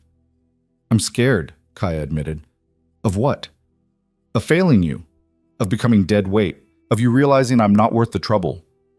Arya took her face in both hands. Listen to me. You saved my life, changed my life, showed me what strength actually means. You're not dead weight, you're not trouble. You're the person She stopped, looking away. The person you what? Kaya asked softly. Arya met her eyes again. The person I love. There. I said it. And I'm not taking it back. Kaya's breath caught. Arya. I love you, Kaya Vance. Or whoever you were before. Whoever you are now, whoever you're becoming. I love all of it. And if you leave, you're not protecting me. You're running. Again. Maybe running is what I do best. No, fighting is what you do best. So fight. For this. For us. For a future that isn't just survival. Kaya was quiet for a long moment. Then slowly, carefully, she kissed her. It was soft, gentle. Nothing like the violence that had defined their relationship. When they pulled apart, Arya smiled. Does this mean you're staying? On one condition. Name it. You stop trying to fix me. I'm broken in ways that don't get fixed, and that's okay. Deal. As long as you stop trying to martyr yourself. I'm tired of watching you collect wounds like trophies. I'll try. That's all I ask. 6 months later, the kingdom stabilized. Peace talks succeeded. Rebel factions disbanded or integrated. Reconstruction began in earnest. Kaya's unit evolved, less combat operations, more training, teaching the next generation of soldiers how to protect instead of just destroy. She found she was good at it, better than she expected. Hayes took over field operations. Morales ran tactical planning. Chen coordinated with civilian authorities. And Kaya learned to be something other than a weapon. She learned to build.